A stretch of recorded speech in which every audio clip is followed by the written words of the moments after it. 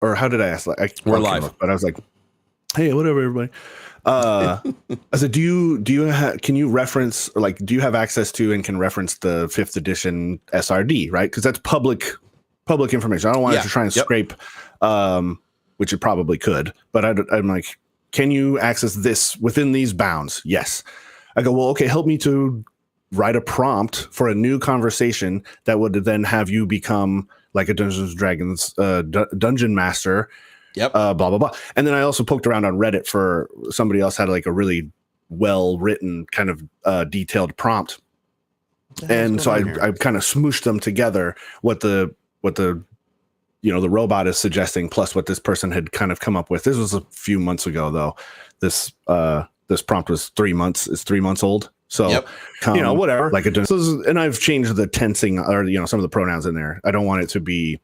I rewrote it into the second person, right? To reference you instead of like this imaginary person that they tried to make up to act as the DM. I'm like, you are this, and then you, all the you statements. Yeah, you're basically just trying to work out to make you're trying to make it know its role as the DM, use information that exists to set the rules as the DM. D&D, and then basically regulate the game, but like as its own character, Yeah, within the bounds. And I'm hoping that so some of the phrasing is very expansive, but I think GPT-4 can do it. 3.5 would, but I bet you 4 could. Yeah, I think so, because I'm telling it like one of the first lines is, you've been asked to act as a dungeon master for a single player in a Dungeons and Dragons 5th edition game using the system reference document. I think I need to be more specific and say like the game must operate within the bounds of the SRD. Like, don't give it kind of some more specificity. Like, make sure that these skill challenges are, because it, use the right rules. And because I did that too. Like, okay, like leading up to this bigger prompt that I'm going to give it. I was like, well, if I wanted my character to kick down a door, what would be the appropriate skill check? And it spits out, it should be strength athletics. And then it explains, like, if it's a shitty door, it's going to be a low DC. If it's a heavy reinforced door, it'll be higher DC. And then the DM's supposed to like figure that out. And then you roll and blah, blah, blah, blah. It's explain the whole thing, which is great. So it has within that context, some level of understanding. And so I'm really excited. No, I think it'll be able to do it. I also had it. So I had this, one of the greatest things about this is like the brainstorming.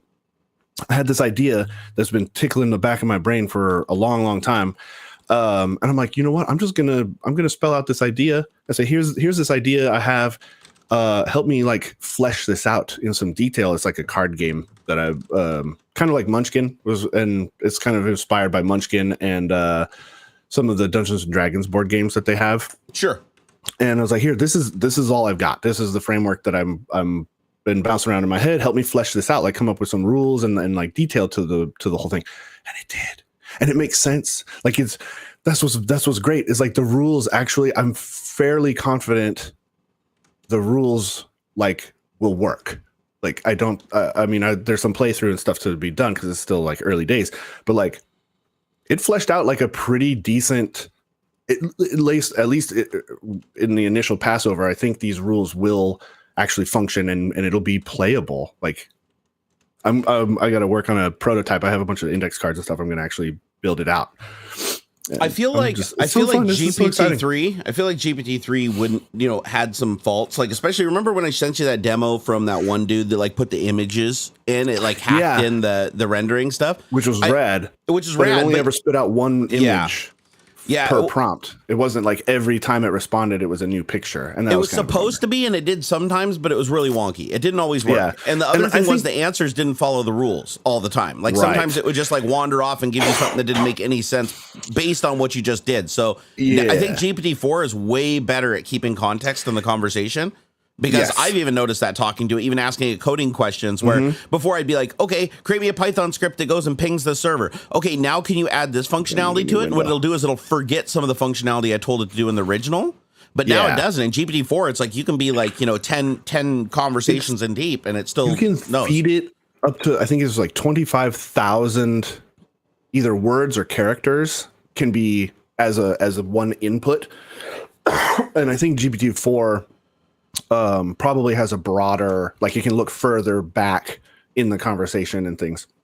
It's crazy, man. What's really going to be like the game changer is the API work, because like once you can, it's weird. The YouTube stream is skippy. Oh, is it? Is it having some issues? On my side, my video is really skippy. Yeah, your video is really skippy. I'm showing 0 drop frames on my side, even at 10,000 kilobits per second. So this is it's gotta be weird. Here, you know what I can do though? Let me go into control panel and see if I can tweak your settings here. Let me go into the 720 60. Okay, let me back off the bit rate a little bit, see if maybe it's too demanding. Mine's around 3,500 to 4,000 outgoing bit rate. All right, so I just dropped it to 3,000 for you coming in. Let's see if that clears things up a little bit. Do you want to try refreshing really quick? I'll leave and come back just to see. Yeah, just leave and come back, see if that fixes it. Welcome, guys, to Tech Talk. Hope you're having a wonderful and beautiful Saturday morning. Let's see here. So audio, video, that's good. We're using Video Ninja as always. Let's see, bringing in that, you know what, I'm going to bring him in at a full 1080p. Let's do that. Okay, so full 1080p. And then, oh, he just came back. Now I got to re-grab his link. Hold on. So copy to clipboard, go in there and do a little Video Ninja, and then kerplunk, and 3, 2, 1, and go. There he is. Oh, that's much better. You're much smoother now. On my side, yeah, I can see on the videos. I'm a little sketchy, but let's see not so bad. I wonder why. I wonder what's happening. That's bizarre. That's very, very bizarre. Yeah, because I'm like potato class internet. Oh, you know what I noticed? Wait, are you skipping in the dashboard or just in the stream? I see. So I see skipping in the dashboard, us, right? Yeah, I see both of us, and I'm skippy. I wonder if there's a way that I can change your settings directly here. Let me do here. Rainbow puke fix. Haven't done that in a while. Let's see. Hide guest. Blind guest. I can blind you. I just blinded you. The director has disabled your view. Oh, does it actually say that when I do that? Yeah. That's awesome. Okay, so record remote. Oh, wow, I can actually record too. Okay, video settings. Here we go. So now I can tweak your video settings here. I'm going to crank you up to 1080p. Okay. Let's see if that works. And let me see. Can I change your codec, or are you stuck on that codec? Let me see here. Aspect ratio 2:2, frame rate. Yeah, I think that cleared it up. Yeah, I just cranked it through the roof. That is so weird that this lets me control your settings from a web page just because you're on it. Yeah, I mean, you're host. I mean, yeah, but it's just so weird. It's like you join Video Ninja, and it's like I can pick like different video. Like if you had 2 cameras, I could just pick your other camera right now, and it would just show on stream, like whether you wanted it to or not, which is really bizarre. That is weird. I can change your audio settings. Like I can go, oh, I don't like the way your mic sounds, so I'm going to go ahead and change it from the TC Halcyon to the broadcast stream mix, or the sample 2, or the chat mic 2, or the microphone. I can literally like switch you around. That's so weird. That's a weird. I mean, it is, and I don't know if I like that. Vaguely insecure. Yeah, it's very bizarre. Well, I mean, it's all based on the permissions that I've given it, though. Like, it asks for those audio permissions and stuff. So, like, it makes sense that you would be able to see all my sound cards and stuff. It also, look at this. Like right now, it has noise suppression on for you. So here, like, if I disable noise suppression, disable echo cancellation, and disable auto gain. Okay, now say something. Built in. That's all built in. So I can't hear the mix back. I only hear my own monitor. Oh yeah. Same. So for me, like, you got a lot quieter when I turned off auto gain. So it's obviously bringing you up to the stream level. But I turned off echo cancellation, and I turned off noise suppression because you probably have your own stuff on your own side. There's some. Well, I don't know how well the mix. Again, like, I only hear the direct monitor, so like I don't know how well the mixer is the what is it, compressor and all that stuff. Like, I have them set, but I don't. It's been over a year or something since I tweaked any of those stuff. But people tend to. It sounds okay when I hear back, like on the YouTube and stuff. I hear it just fine. Yeah, no, I'm still wondering why you're chopping again. What the hell is going on with this thing? Yeah, it says you got 3.39 megabit coming in. I'm looking at my stats right now. Let's see here. Scale factor, 58, average round trip, 162 milliseconds, resolution, 1124 by 632. That's weird. Okay, what the hell did I just do there? Did I just break that? No. Oh, wait, I see available outgoing bitrate kbps 181. Oh, that's not good. Well, that's why that's bad. That's really bad. So I don't know. Do you have a VPN on or something? Interesting. Yeah, because on my side, everything's going out like 10. I still haven't dropped a single frame. I'll cancel out of Steam and some other stuff here. Yeah, maybe something's like squashing. Broadcast. Very weird. So let me see. Did I send that out? Yeah, I tweeted it. I Discorded it. Wait, did I? I did. I linked it out, didn't I? Here, let me go double check. So, yeah, because we're using the same also settings, hear me. That's really the important part. Like, I'm not like dancing or anything. So yeah. it's fine you if also I'm a notice if you watch the video. stream, we have closed captions now on the stream. Yeah. So I went in and configured it. So wait, does it say? Cool. Hold on, let me make sure that's not. Okay, we don't have. Okay, our title is old. It says, should cheating in multiplayer games be illegal? UFI viruses are insanely dangerous AI. No shit. Hold on here. Let me go fix that. Let me go find my dashboard here. So he sounds like he's way back. Oh, that's because we were fussing with the audio settings from he was playing. Yeah, around. no, he's just now hearing that. Yeah, when I turned off auto gain, you dropped like way low, so it is boosting you a lot. But it sounds good. Like it definitely sounds good. I'm 4 dots down from maximum on the mixer. So like if I crank it up, then it's really loud to me. Whoa. Yeah, that blew that was super duper loud. Yeah. So here, maybe send keyframe to viewers. Maybe that helps. I don't know. Yeah, I clicked on that earlier. That actually froze me. That is weird. Yeah, because the keyframe should be like one full frame, where it's not using the last frame and just sending the changes. It's changing one full frame. Check for itches. I think you mean outages in your area. You might be on a backup node if there was a primary outage. Yeah, it's probably just a network problem between us. That's probably what's happening.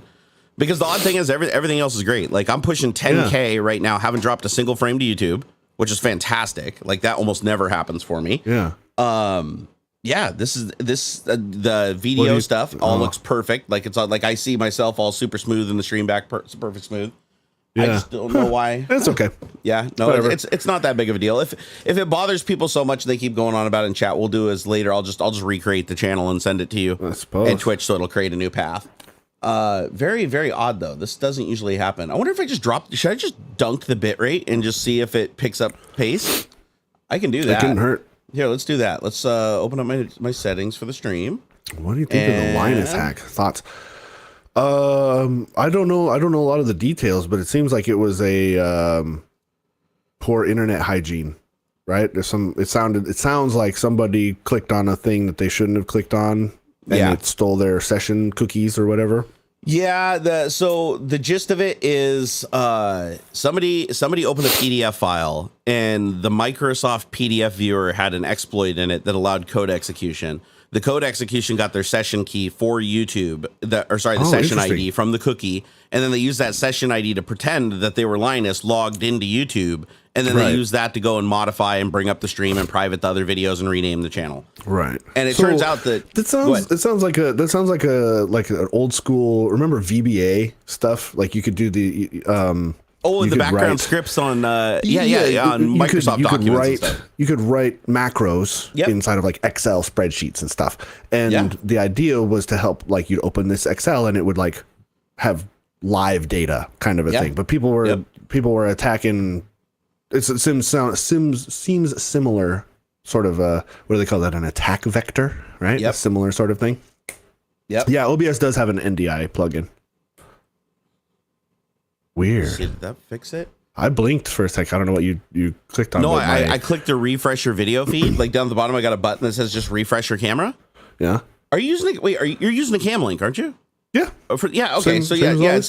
It says that you have cam link selected, and all I did was just click refresh on it, and it basically just disabled and re-enabled your camera, and like you're good now. Seems good to me. So I'll just push that if it happens again in the future. Nice. We'll treat it like the old Rainbow puke fix. Yeah. I also fixed the title of the video. What happened was when I went live, it didn't use my dashboard that I had set up. So I went in and I said go live, and I created it. But when it started sending the stream, it just decided to create a whole new thing. So what I need to do next time that I forgot is when I click broadcast, say don't create a new broadcast, use the existing one I just set up. So cool. It was just a mistake. So now that should show up good for everybody else. And afterwards, the saved video should have the correct title. So I'm fixing that. I should probably put that in the description too, so we don't have that confusion. All right, save that. And now I just got to figure out how to get the dashboard. PDFs anymore. Do not don't you can't trust PDFs. Anything, man. You can't trust text documents. You can't trust not even a TXT file. You can't trust. Honestly, I have image loading. like as a general setting, I have image loading off on all emails. Yeah. Partly because of like that's how they track like email opening. There's usually like a 1 pixel image somewhere in the email, and they'll know that you opened it because that image loaded. Like tracking pixels, like that's a thing. Yeah, been around forever.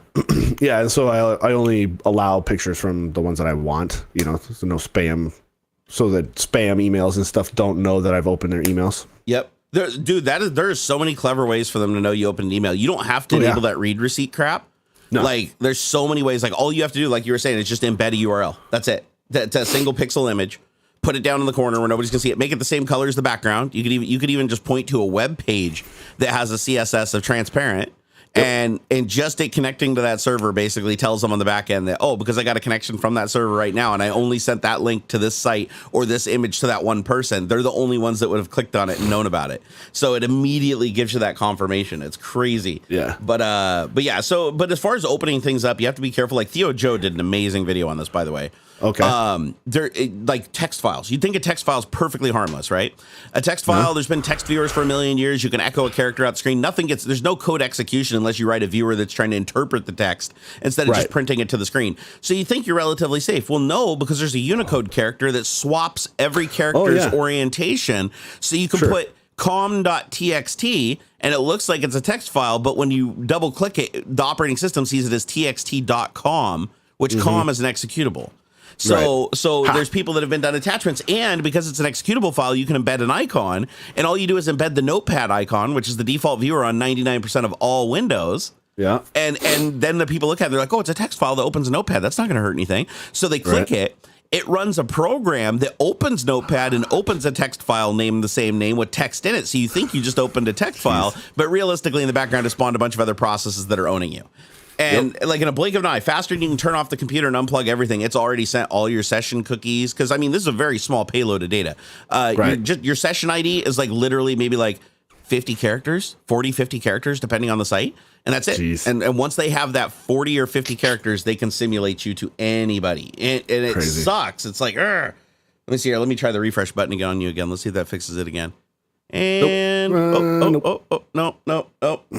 She's trying, boys. She's trying, boys. So let me refresh. That's weird. I don't understand. I don't know why it does that. It also says you're doing 59 frames per second. Not quite 60, but 59. Keep it at 59, baby. Oh, well. Yeah, it might be. You know what? I bet you it's the codec, too, because there's like 4 different codecs that this thing uses. Yeah. And I bet you it's probably a limitation of like there's probably a bug in one of the codecs, because it says I'm receiving all your data. So, yeah. And I don't know why your computer would be like sending the wrong frames, but I mean, it's a little bit annoying, but it's all right. My OCD will get over it. Yeah, don't worry. I wouldn't worry. Yeah, refresh AuxxZillary. Yeah, I pushed the same button. It did kind of work. You got smoother again. Okay, so I just got to push it every once in a while and wait a bit. It'll be fine. It'll be fine. I'll camp on it. ChatGPT, write me a script so that I can refresh this every time in every 30 seconds. Well, it's like last night. So last night on Twitch, I went to ChatGPT live on Twitch and just said, create me a Python script that goes to Linus Tech Tips YouTube channel RSS feed and downloads all of the information from the RSS feed and then speaks it.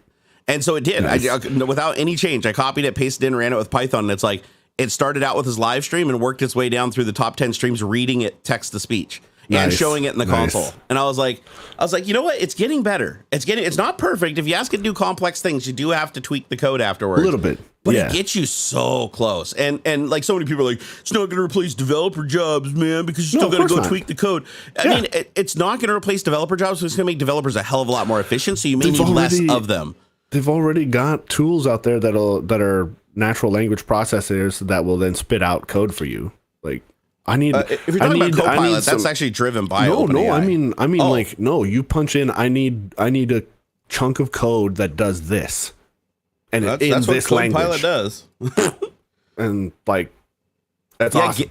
GitHub Copilot does that. And it works really, really well. But it's still run by the same engine as OpenAI. I don't know though what they do differently. Like I think they prompt it differently because the code that it generates, I've looked to side by side of people asking the question, ChatGPT, write a piece of code that does this versus being inside a CodePilot and just saying, write a comment, because that's what you do in CodePilot. You write a comment in the code that says this function does this, this, this, and then it just writes the function for you that does those things. And then if you want to add another feature, you go down and you're like, okay, well now write an object that does this. It creates the template. Then go there and say, okay, I want this function to do this. And it keeps into consideration the context of the object it created and the properties and what's public and what's private. It like knows all that. It remembers all that context. Whereas you don't get that with ChatGPT. With ChatGPT, you'd have to copy the whole block of code in, let it look at it. And then even then you're not going to be able to send it all the code because of its limitation on input characters.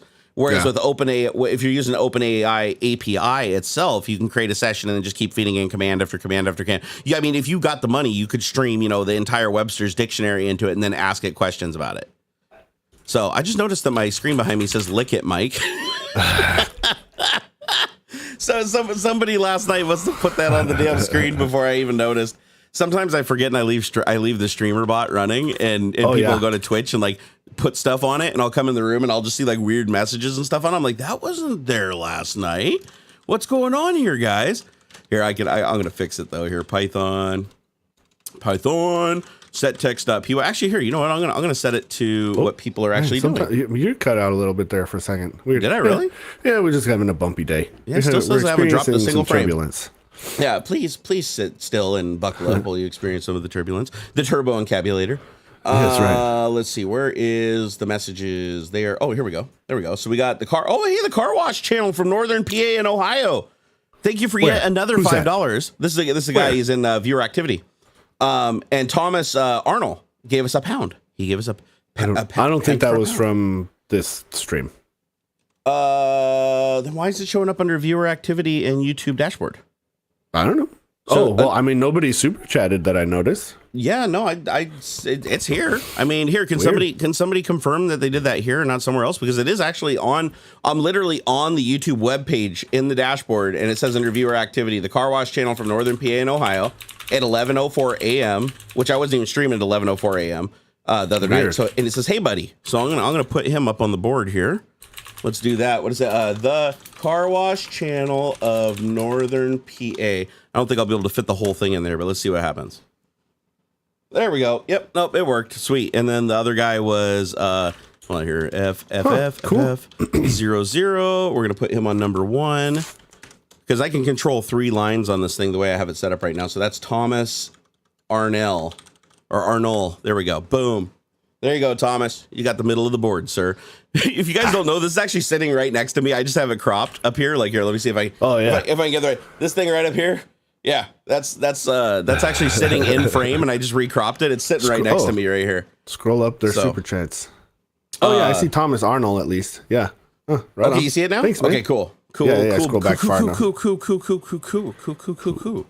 So there it is. Yep. Why can't I snap the chat window back into the dashboard once I decouple it? That's weird. Here, let me go through chat here really quick and get caught up. Let's see here. Not seeing any super chats today. Apparently there was 2 of them. So we got them up on the board now. So sorry about that. Right now events don't work, so I am manually putting them on the board. So if you guys do anything, I will see it and I will put it up on the board here. I just gave Thomas another one. I'm like, because I just type in the 0, 1, and 2. That's the rows, and I can change the color and everything of them. It works perfectly over on Twitch. YouTube, it's not tied in because of a bug with, and it actually is a bug. I've confirmed it. Stream Elements has a bug where they can't decouple from my YouTube channel, and my YouTube channel, when the hackers hacked it, got decoupled from the channel.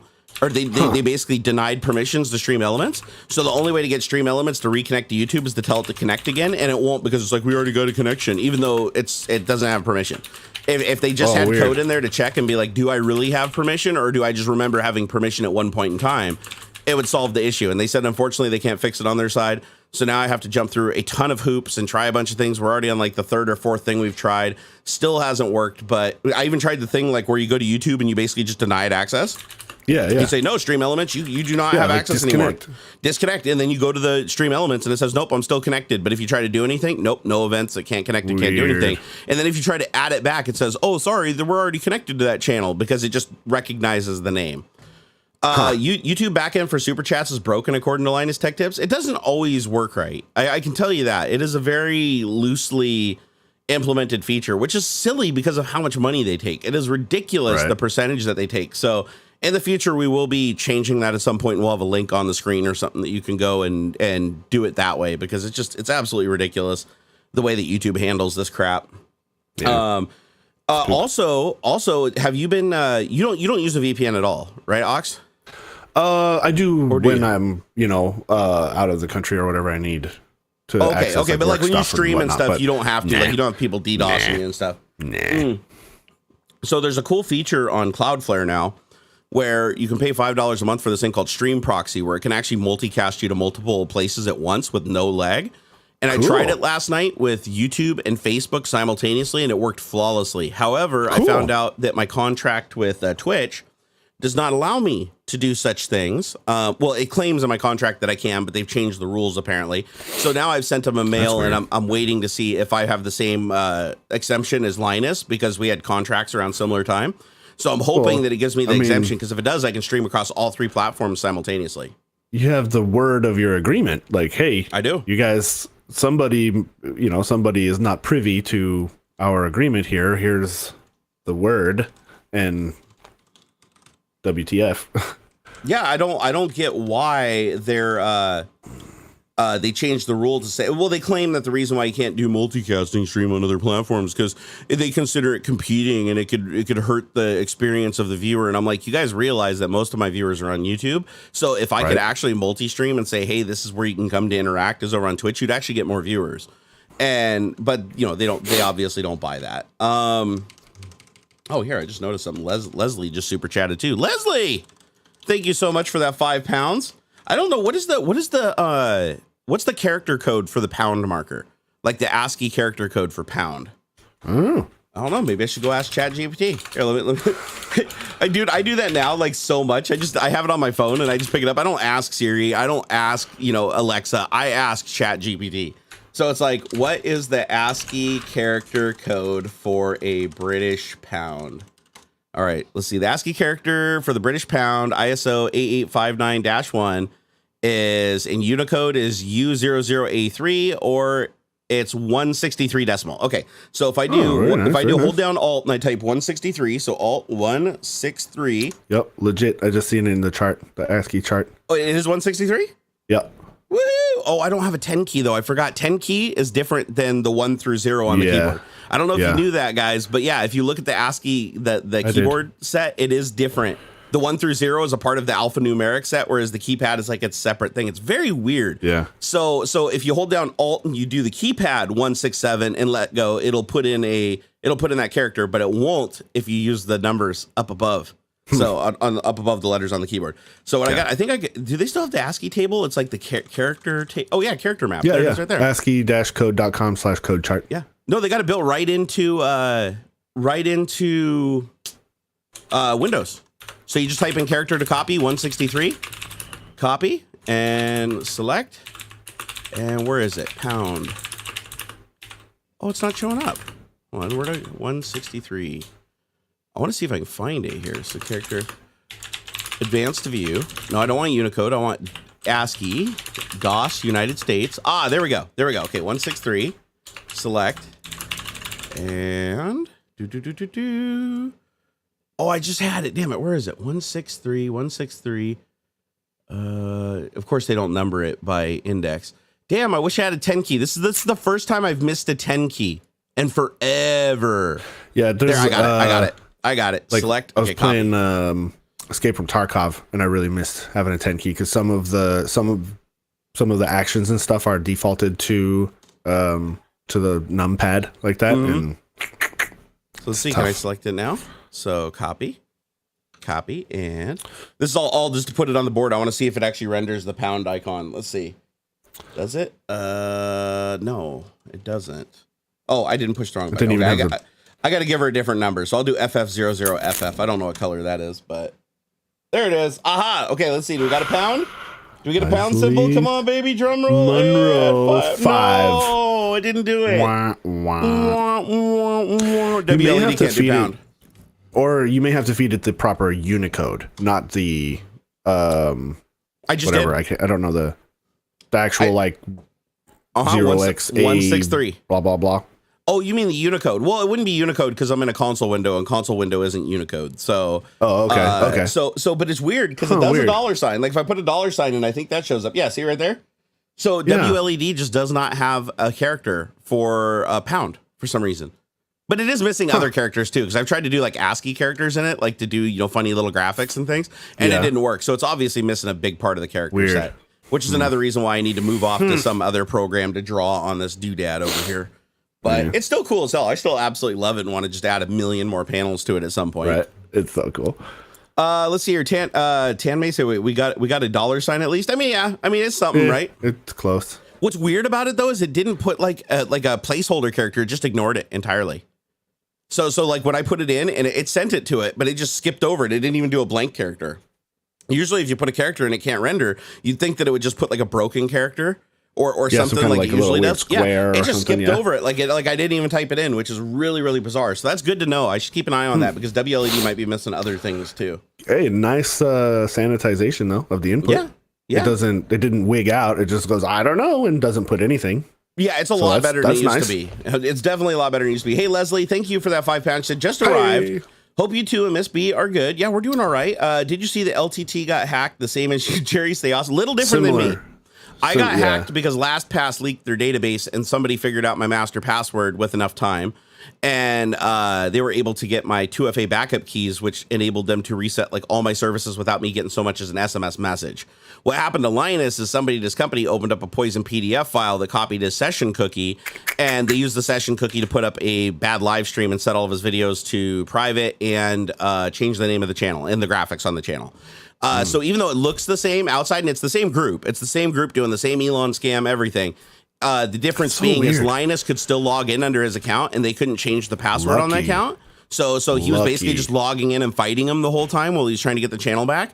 With me, I couldn't even log in. With me, I could not even log in. They completely changed everything. Yep. Yeah. If I tried to log in, it's like, please enter your YubiKey. Key. And this is before I had a YubiKey. So I was like, I need to get one of those. A lot of my stuff has a, an authenticator or whatever, but I do think the YubiKey is the way to go. Yeah, it's got back up really fast. Yeah, man, it's because he's fucking Linus and YouTube isn't gonna ignore their whatever. I saw somebody throw out $250K a month is what Linus like earns for YouTube. I'll tell people the same thing that I said on Twitter the other day, and that is if you look at it from YouTube's perspective, I make them maybe say $100, $200 a month, maybe on a good month. Is all I make YouTube right now in the current state of my channel. Linus makes them, like you said, about $250,000 a month, if not more. So if you think about it, it's like Linus is literally paying the salary of like 6 or 7 of their employees a month at Google, whereas I'm paying like lunch for like 3 of the people in the manager to go out during a morale event once a month. So when you look at that in context, it's like they can afford to put a hell of a lot more resources on him because the money they're going to lose is so much greater. And so it does make sense that it's a disproportional response. But I am grateful that I got my channel back. It just sucks that for me, it took, I think it was about 6 or 7 days. They didn't restore my channel art. They didn't restore the channel name. All the videos were set to private. So I had to one by one go through the videos, set them back to public, make sure I didn't accidentally set other videos back to private. They were left private. Make sure all my jitter episodes were still unlisted. I had to enable monetization on each video and then refight the monetization claims that I already had disputed and fixed. And it literally took probably a month and a half to get it to where it is today, and I still am dealing with problems that were already dealt with before the hack. But I am grateful that I got my channel back. A lot of people don't. I talked to people that were messaging me that were super pissed that they're like, it sucks that your channel got restored and Linus's got restored, but my channel, 6 months ago I mailed them and they don't even mail me back, and all I get is automated responses saying they're looking into it. And it is true. Like, companies are going to have a disproportionate response depending on how big you are, because the bigger you are, the louder you can be, and the louder you can be, the more bad PR you can bring to them.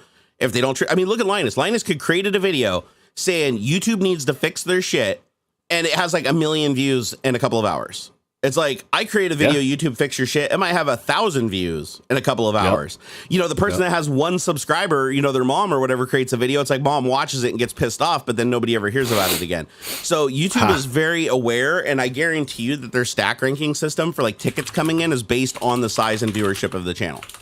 Like, not, and actually, I feel like, so the other day on Twitch, I said, hey, my partner manager died a couple of months ago. If you guys don't remember, Kevin Lawler, he was an awesome guy, holy man. He passed away. So I was like, hey, can I get a new partner manager? And they replied back and they're like, under the restructuring of the company, you no longer qualify for a partner manager, but we can help you out with anything you want. Just let us know through the ticket system. I'm like, I've always had a partner manager since 2016. Weird. I literally have a legal contract signed with you guys that assigns me a partner manager. Like, oh no, under the new rules, just we have too many people streaming now. They literally said this. They said, we have too many people streaming now, so we have to reserve the partner managers for the people that need it the most. And I'm like, all right, cool. Way to low-key just tell me that I'm useless now. But yeah, I'm Willie Nelson famous, right? I'm on the downstroke for sure. But again, I get it. You know, it's like I do get it. You know, I'm not oblivious to my situation. I'm definitely not worth that much time and effort on their part to fix. But if I ever was to get back up to the 12 million views a month or whatever that I had when I was at my prime for 2.5 years, then all of a sudden I'd have a partner manager. Then all of a sudden they'd be restoring my channel instantaneously again. But so it's no hard feelings. It's like only business kind of shit, you know.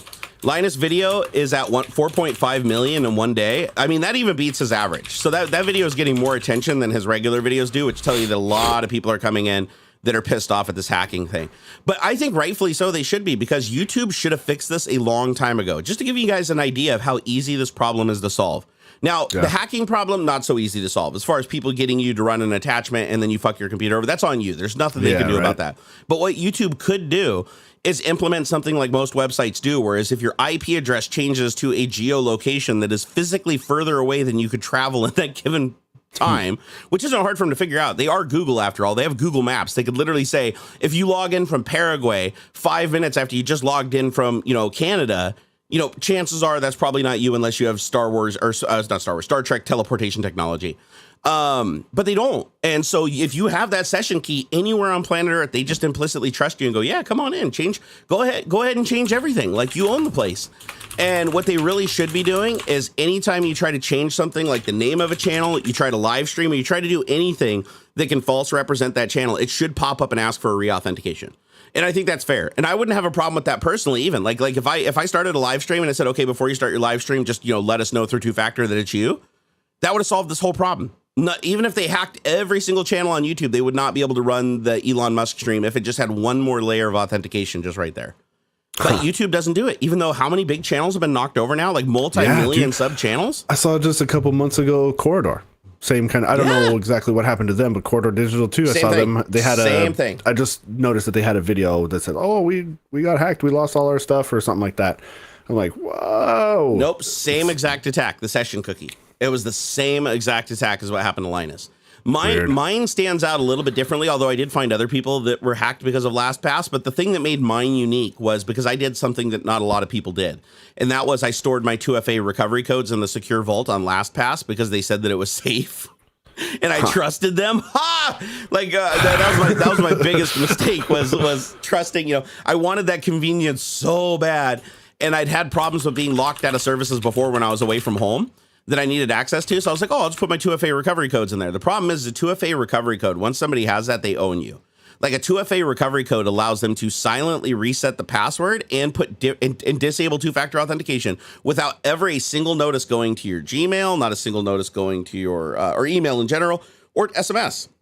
So I was completely oblivious to what happened. You know how I found out I was hacked? It wasn't because I got a message saying I just logged in or something like I normally get when I log in. It was because I went downstairs, I turned on my TV, and I clicked on YouTube to open it up on the TV. And it says, you are logged out of your account. You need to re-log in. And when I clicked on it to re-log in, it says, sorry, your TV does not support YubiKey authentication. Please disable this on that. And I'm like, what the fuck? And I didn't even know. Even at that point, I was like, I've never seen this before. So I was like, okay, I'll log in again. I put in my information. And it said, okay, this doesn't support YubiKey authentication, so we can't log you in. I'm like, wait a second. This is bizarre. What the hell? So I went upstairs, and then I tried to log in the browser, because now I went to the browser, which is normally logged in. And it's like, oh, you've been logged out. Please log in again. I'm like, what the shit? So I'm panicking at this point. But then I go to log in, and it pops up on the screen. It says, please scan your YubiKey, plug in or scan your YubiKey now. I was like, I don't have a YubiKey. And then at that moment, my heart just sank, and I was like, oh, fuck. So I went and checked my my bank account. Couldn't log in. Said, nope, your bank account password has changed. And I said, reset password. And it said, we've sent a password to your email address to reset. And then I go to my email, and it says, I can't log into my email because my email is now YubiKey authenticated. I was like, no. And then just one by one, they were knocking everything over. And I had no way of knowing about it because they owned the email account where the notifications were going that passwords were being changed. So the only thing that saved me even remotely, like the only thing in this entire process that would have been like completely catastrophic, is I was able to log into my LastPass. They changed the password in YubiKey encrypted LastPass, but they forgot to kick out my phone, which had biometric authentication. So every place I tried to log into LastPass, I was kicked out. But I picked up my iPhone, opened up the LastPass app, it scanned my face, and it let me in. And as soon as it let me in, I invalidated the connection from Russia. I said, kick off the Russian guy, and then I immediately turned off two-factor authentication and turned it back on again using my biometrics to confirm it was me. And then I was able to turn it off and lock them out and change the password, and they weren't able to get in again. So I was like, holy shit. And the thing is, I know they weren't using a stolen session token because one, they were logged into my LastPass as their device, not as my device. It would have shown as my device logged back in if they were logged in. So that shows they weren't using the session token. They actually had the password to do it. And the other thing was every service, when I went down the list and changed my passwords on everything, because I basically outputted the CSV file and just one by one changed like 150 passwords on sites and re-enabled authentication. It took days, like a whole week. I was doing this from morning to night. As soon as I finally finished and I get through it, I noticed something. The sites that got hacked that they actually gained entry to and they were able to re-roll everything were all the sites that I had secure 2FA recovery keys for. Every site I didn't have a secure 2FA recovery key stored in, I didn't have a chance to put it into LastPass yet. They didn't knock off a single one. Every one of those services I was logged into. So if they had stole my session keys, they would have had access to everything regardless. So that's how we know it was LastPass, is because we could line it up and say only the accounts that had a 2FA recovery key in them were the accounts that actually were successfully hacked, which was a lot of them. Jeez. I still don't have my gaming accounts back. I only have Steam. Steam is the only one I got back. They still have my Origin. They still have my, I think I got Rockstar, the social back. Yeah. They still have Ubisoft or Uplay or something. Oh, Uplay. They still have my Ubisoft Uplay. thing. Yeah. Yep. When you try to log into Uplay, it says sorry, your password's wrong. You can't log in. So yeah, Johnny R30s always have a backup plan. Cover your butt, dude. You know what my backup plan now is? Robot. Oh yeah, that's true. It is Robot. Johnny Robot. You see, you're good at reading them things. Not me so much, man. I'm getting old. You're a youngster. See, you're still a youngster yet. That's right. You know how old are you? You're still in your 30s, aren't you? Yeah. Little young son of a bitch. You could be my child where I grew up. Where I grew up, you could be my son, dude. No way. You're only like 10 years older than me. I'm 40. Yeah, I'm 43. So not even 10 years older. Not even 10 years. Well, I mean, I could still be your dad where I grew up, though. Seriously. No, I went to no shit. I went to an alternative school. Not quite that bad, but I went to an alternative school where there was a lady there, 11 years old, and she had a baby. I was like, is that possible? Like, this is did she adopt? That's like, what? No, it was her weird. baby. She had a baby when she was, I think she was 10 and a half when she gave birth. Could you imagine a 10-year-old girl giving birth? Like, in my brain, I can't even process that looking at my son, who's, my son is almost 13 now. And I look at him and I'm like, he's just such a tiny little guy. And I'm like, it's just hard to believe that a child that young could have a child. Like, that's just mind blowing to me. But yeah, of course, insane. Yep. And that's why she had to go to the alternative school that I did, is because that's where all the misfit kids went, right? She couldn't go to public school because she had a child. I couldn't go to public school because I got expelled from all of them for fighting. So we just both ended up at this school. But yeah, I think she was 11 years old. I remember she was 11 years old and she had a baby. And then we had another girl there that was 11 or 12 and she was pregnant. Like, I mean, and super pregnant. Like, she literally like more than half of her body weight was her belly. Like, it was crazy. And I was like, how is this possible? I hope whoever made this happen is in prison right now. Like, but then again, you think about it and you're like, it's probably another kid, you know? That's messed up. Oh, what about your Xbox account? If you have it? No, my Xbox account was okay. Cause, I hadn't, when I enabled two-factor authentication on my Microsoft account, which is my Xbox account, Microsoft uses, the Microsoft Authentication, which is like their own version of Top P, where you have to open up the Microsoft Authenticator and it asks you enter a number. And so because I had that, I didn't have any backup codes. There was no 2FA recovery keys, so I didn't have them in there. The only thing they were able to knock over was the stuff with 2FA. If they had gotten my session keys, I would have been bone because I was logged into Twitch. I was logged into Twitter. Both of those I had session keys that were good for a month. So if they had stole my session keys, they would have got both of those social media. The only social media they successfully got was my Instagram, because my Instagram did have a 2FA recovery key. But luckily, Facebook owns Instagram, and I was lucky enough to have Instagram before Facebook, so I had two different accounts. My credentials were two different accounts. So I was able to log into Facebook under my old account that they couldn't get because I just happened to, they didn't have 2FA recovery keys for it. But I did for Instagram, and then I was able to reset the authentication for everything, including Instagram. So I had to find like creative ways to get a lot of the stuff back, and I still don't have it all back. There's still accounts that I didn't even bother to recover because it's just like a site that nobody would want, and it has no value and it has no personal information associated with it other than my login name. And they just hacked it and changed the password just to do it. Like you could tell it's a bot just doing it because like why would you log into somebody's like old forum account that they haven't used in like 9 years forum and then just camp on it? It makes no sense. Like who the hell's going to buy that, right? They could just go create an account and pretend to me. It wasn't like it's not like I'm verified on that platform. Like it doesn't give them any angle. So it's just weird shit like that. But they keep going to the Elon scam because that seems to be one of the more successful ones.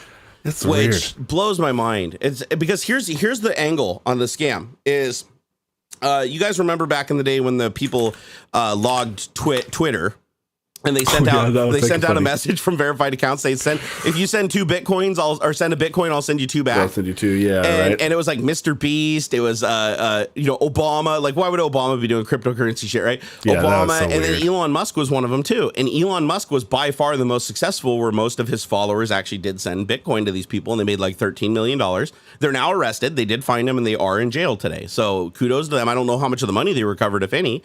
But so what they figured now is if they can hack a channel on YouTube, change the graphics so that it looks like Tesla and it pops up in someone's feed, because a lot of people do follow Tesla.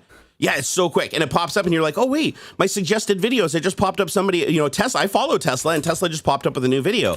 But what they don't realize is it isn't really Tesla. But when they click on it to watch the video, it's a verified channel and it has millions of followers. So they're like, oh, it's got to be Tesla. This has got to be legit. So when they go do the check, they're like, this is legit. And then down in the description, it's like, because you guys, have helped me out so much over the years and everything, go to this thing and send me a Bitcoin and I'll send you 2 Bitcoin back. And so people do it. And so even though they get these live streams, like my channel, the live stream only ran for 45 minutes before it was shut down. So they hacked my account, turned my life upside down and everything to run a stream for 45 minutes that not even like 80 people saw. So they don't care. It's all botted, right? It's like, it's not, I don't even think there's a human there even fucking with this. It's just happening. Hey, Techno City said 2 YubiKey, notch out behind a door hinge and keep the second one there in case you lose the first one. Well, I actually have a fire safe that's actually bolted to the frame of the house, so that the only way it can be removed is if somebody took like an APC and drilled through the walls and put straps on it and like pulled out the foundation of my house.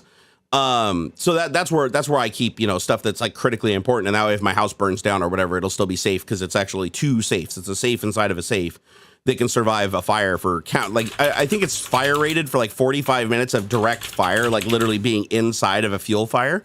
And then after that, the casing will fail on the outer safe, and then the inner safe is good for like another 20 minutes or 30 minutes. So if the house ever burned down, I could still dig through the rubble and like get the key out, and it should be fine. But yeah, always get 2. Don't ever get 1 YubiKey. Always get 2 so that you have a backup, because with YubiKey, if you break that thing, your only course of recovery is having a 2FA recovery key. And if your 2FA recovery key got destroyed wherever you ended up printing it or storing it or burning up, you're screwed. You're not getting your account back. Actually, I shouldn't say that, because you can contact the companies. Like the hardest account for me to get back out of all of them was my crypto account. Surprisingly, like even the bank was pretty easy, because I tried to log into my bank account and it said your bank account has been flagged for cyber terrorism. And I was like, what the hell? But I was happy that this happened. What happened is they logged into my account. They tried to wire transfer all of the money out of my account to a shady account that had been flagged by the FBI.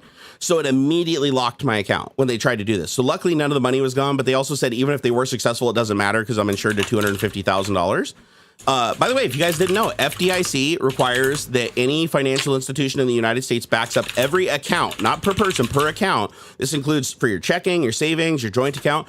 All of those accounts have $250,000 of insurance, meaning if you just sign an affidavit saying somebody stole my password or got it under duress, logged in and stole all my money and wire transferred it out, which you can't reverse a wire transfer. It's permanent.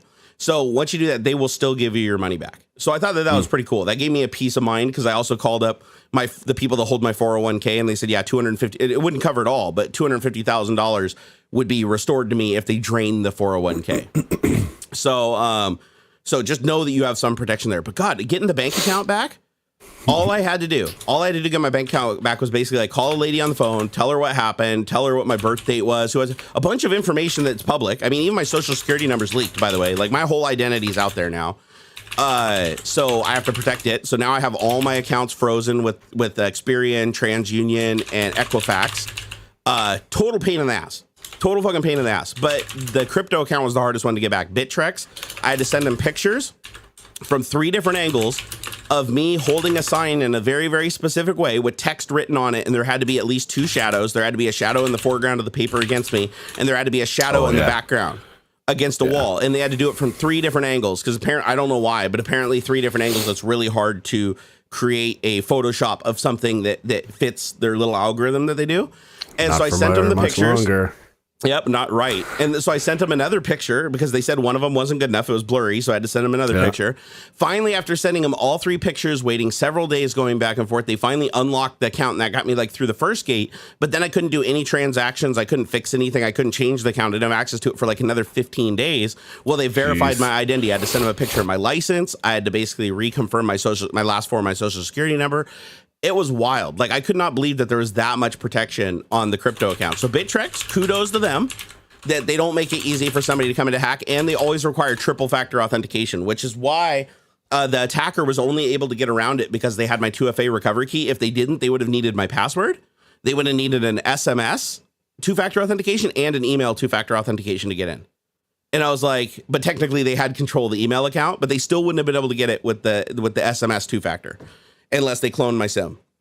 So just let this be a lesson to you guys. Anytime you enable 2-factor authentication, it gives you 2FA recovery codes. And it says right there, plain as day, do not put these anywhere where they can get because these can be used to reset your password anywhere.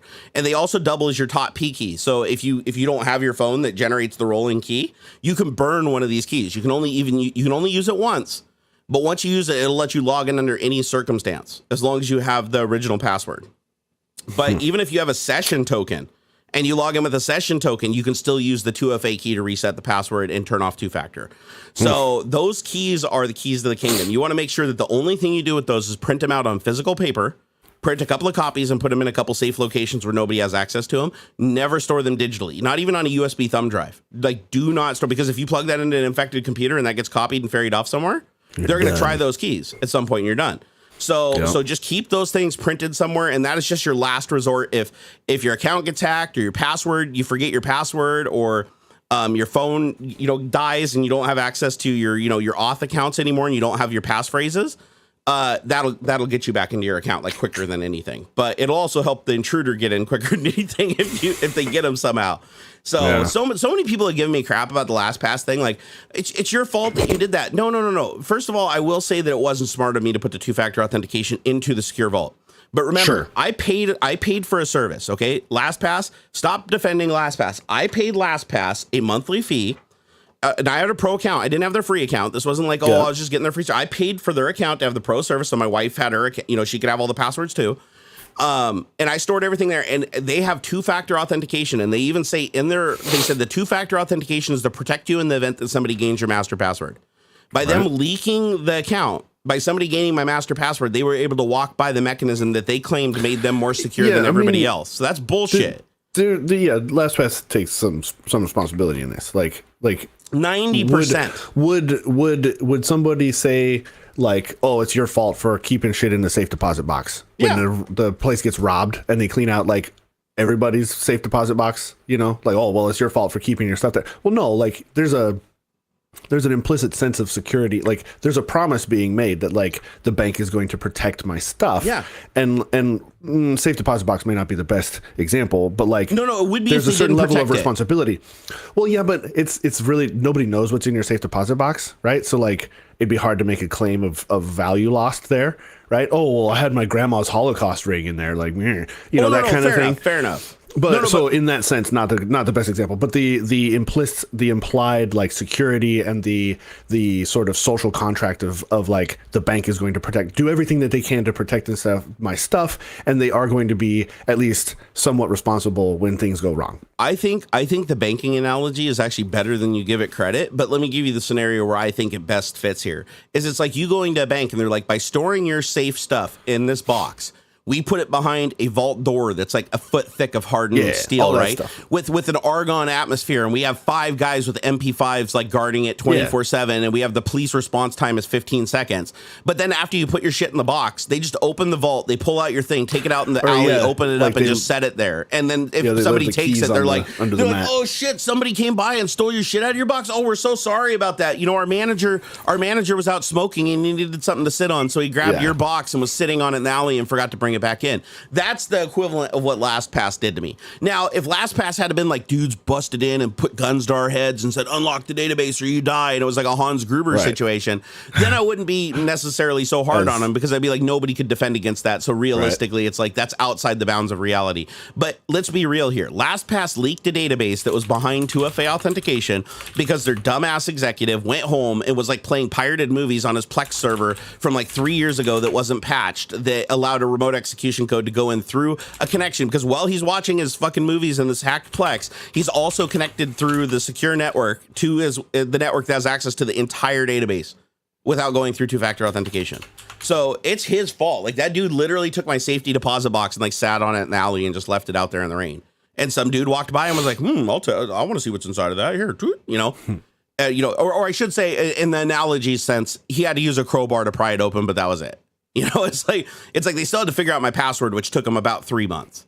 But they were able to figure out the password. And this is another thing. This is one of the biggest topics. Well, I won't say the biggest topic, but the very first topic I have is save now, decrypt later. Yeah, what is that? That's okay. So this actually extends into this conversation, and that is technology today that can't hack a password doesn't mean there isn't technology tomorrow that can.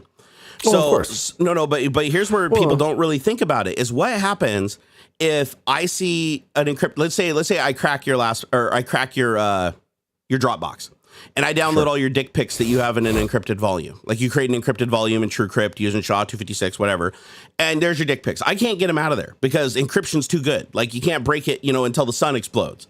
But then 2 generations later, a quantum computer comes out that can now break it in 8 minutes.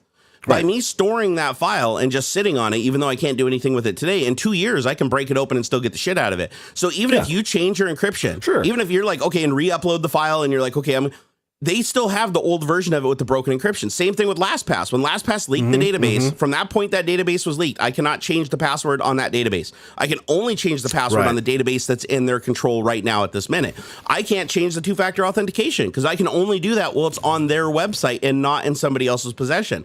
But what happens in 5 years when a quantum computer is available that can crack the entire repository of LastPass and every other password manager?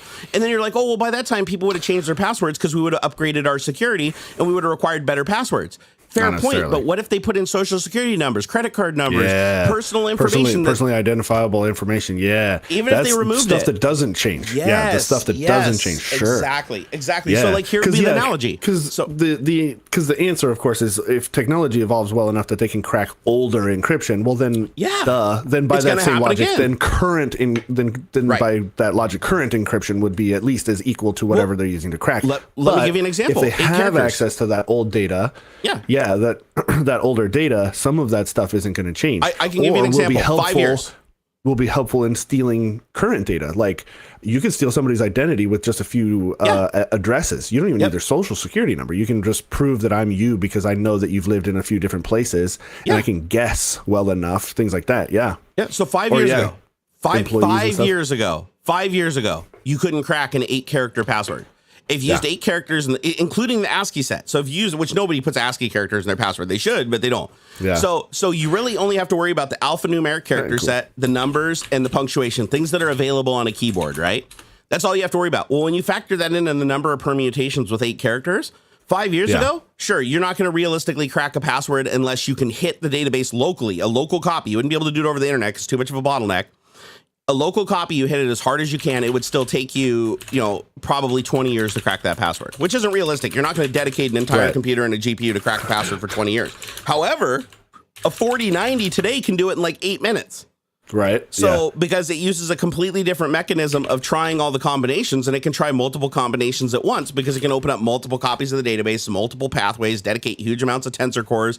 Instead of using the whole GPU, it just takes a fraction of it that can do it in the fastest amount of time and then sections it out into multiple things. So it's running 1 million attempts, 5 million attempts a second. And so now it can break that password if it's there. And so what couldn't happen 5 years ago suddenly is reality. Well, the same thing is happening with password cracking. It used to be that they were like, oh, if you had a password that was 8 characters and stuff, you couldn't crack it. Well, now today it's simple. Oh, if you used to have a password that was a really like complicated, so if you put an underscore, you put a special character in it, then it would make it infinitely more harder to hack. Nope, not the case. Now they got dictionary attacks. So if you've used the same password on 2 websites, as soon as they hack one, they automatically have the other. They're going to find it within minutes. So the way that it works now is if they crack a password to you on one site, they assume that there's another site that you've used that password on. It could be a million sites, but they can go through all of the sites that had leaked security and test those all just as fast as they did the LastPass stuff. And if they don't, they can test it over the internet. They can just make one connection to every website simultaneously on their gigabit connection. You can connect to, I think it's somewhere around 10,000 sites a minute. Connect to 10,000 sites, try this password and see if any of them come back and say successful login or get you to the next stage. Where you can then use social engineering. So passwords are not as secure as people say they are. And then today they're like, okay, well, if you create like the best password that you can have today is a sentence. So like you shouldn't use a password, use a passphrase. I do passphrase. I try and think of like 3-ish words and then I spell them funny, you know, because like I like homophones and stuff and it'll something that ties to what it is that I'm trying to log into, but something that probably only I would be like, aha, that's for that, you know? Yeah, I like that. That's the way to go. With numbers and characters and special characters and things to kind of jumble it up. And even emoji. People don't realize you can use emoji in a password. Like, that's an interesting thought too, yeah. If you make your password like 5 emojis, like just 5 emojis with spaces between them, very hard to crack. Very, very hard to crack. Honestly, in many ways, if they don't know that because again, they don't know, right? So if they're doing brute force cracking, they don't know that how many characters you're using and they don't know what characters you're using. So you have to assume that they have to start somewhere, which is the most common, and work towards the least common, or backwards. Sometimes they'll do it backwards because they're going after the smaller percentage, right? So with emojis, it makes it really easy to remember because we're visual learners. So you look in there and it's like, you know, one of my examples for my password the other day is I said, if your password was like, don't shit in my car or airplane, and you used a car emoji, a shit emoji, and an airplane emoji, but it was like, don't shit emoji, you know, in my car emoji. Yeah, exactly. Poop car, airplane. So by typing that once in a tweet and never using it again, 3 days later, I was able to recall it in my memory, but it would be as hard to crack as like 87 underscore @ dash exclamation point C uppercase C question mark exclamation point 1. Like it was easier to remember that and more secure. So if you do that for all your passwords and you even use the name of the website in your password, like don't shit in my car or my airplane at my bank and then the name of your bank. That even makes it harder because now you're using a word that isn't a common word in the dictionary and a bunch of words that are common and emojis and spaces and a piece of punctuation. So each one of those makes it infinitely more complex, right? Yeah. So, and if you use characters they're not expecting, like, yeah, exactly. Like Tan May said, I use double quotes. Exactly. People don't usually double quote their passwords. So if you put your password in double quotes or 2 apostrophes or 2x, it could be anything, 2 of anything, right? Chances are they're not going to be able to figure it out unless they copy it. However, if you use that pattern on websites and it gets leaked, which it inevitably will, and use that same pattern to create your password, and every single password on every website is don't shit in my car, airplane, name of the website, they're going to get you. Yeah, the pattern, of course. Yeah. It's like you just dig up old Xbox gamer tags, like from the early 2010s or whatever, and just use those for your passwords. Little X, big X, little X, gangster dick, 42069, little X, big X, little X. You know, like all those horrible like COD bro gamer tags. Just use those for your passwords. Just use those. Just a big list of all of those weirdos like that. That's funny. I mean, But the second somebody was on to you and knew you were doing that, they'd go create a password file for a dictionary file from all of those, and then they'd be cracking everybody. So password cracking gets really clever. Like the methods that they've used have also vastly decreased the time it takes to crack a password. I'm just gonna use the Enigma machine to create my passwords. Any password I come up with is going to go through the Enigma machine, and then it's double encrypted that way because it's a weird, crazy character password that then is. But you want something to blow your mind? 8 characters, it wouldn't matter. It would with 8 characters, it would make absolutely no difference. They could still crack it in the same period of time. Oh no, even faster in some cases. Yeah. It's a known Yeah, if all your passwords were like GUIDs, if all your passwords were just GUID, you'd never have a problem until the quantum computer comes out and is mainstream. Yeah. Then you're screwed. Well, that's where it's like it evolves into being right. Like I remember a concept of like passwords used to, or security it has like goes through phases. It's like something which is like your passwords and stuff. Something you have, which is like the YubiKeys keys or whatever.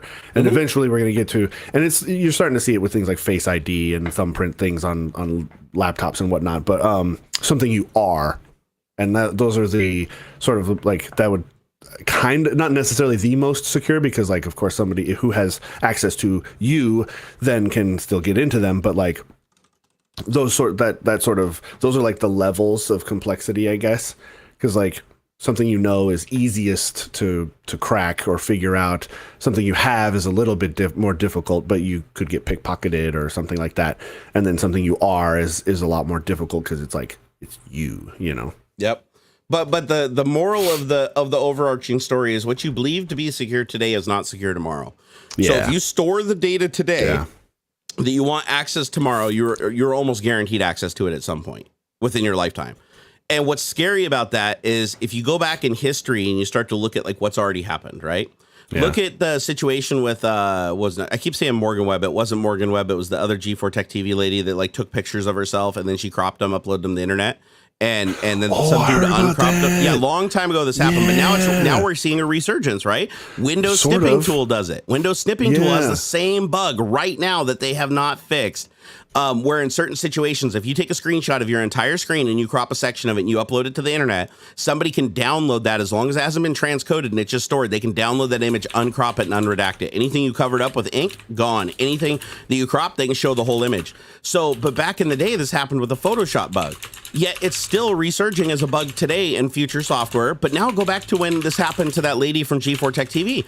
Of course, because she was famous, people downloaded her thing and tried it, right? They were like, as soon as they knew about the bug, they were like, ooh, let's download her thing and see if maybe she cropped the image. And sure enough, there she is, nude photo of her on the internet. Really, really upset everything. I think she may have even been fired or something. Like, it was a big controversy. Weird. But now think about today. How many other people were uploading pictures at that time? How many other people were cropping pictures and uploading? Probably millions of over the years up to that point. So what happens if somebody one day just gets the idea and they're like, well, I'm going to go download all these images off of a legacy archive site or go to the Internet Archive, go in the way back machine to the day that was, Imager was archived on that day, start copying down those photos and make a program to uncrop them. And if the resolution on the image changes after you run the uncrop algorithm, put them in a folder and say, ooh, we got a hit. We got a hit. Yeah. And then somebody goes through that folder and they're like, wow, we got 100,000 images in here that are uncropped so we can see stuff people didn't want us to see. So, and then you start thinking ahead and you're like, okay, well, how do databases work? Well, databases, nothing gets deleted. Storage is cheap. Fragmenting a database is far more expensive because it uses more CPU and more memory, so it's better to sacrifice the storage. So when you delete something in a database, you never actually delete it. You actually just say, don't show it to me in a query in the future. That's all you're doing. You're not just like in a file system. If you delete a file in a file system, you're just deleting the allocation and the entry that says go to this sector to get it. You're not deleting the actual file unless you Cat Schwartz, that's who it was. So you have to actually go overwrite that sector with new data. Otherwise, it's recoverable using a program like Recover. Yeah. If you guys ever, that's why you never sell hard drives. Never sell or give away a hard drive, because if the person you're selling or giving it to knows how to use Recover, they can get back like up to 90% of what you had on that hard drive. Sometimes almost 100. It's crazy what I've recovered from hard drives. I like this question. Can PNGs and JPEGs contain image parts that are not visible, or is this just with weird formats? No, 100%. There's a word for that where you hide like extra information inside of photographs and stuff. And it's something they've done for literally hundreds of years.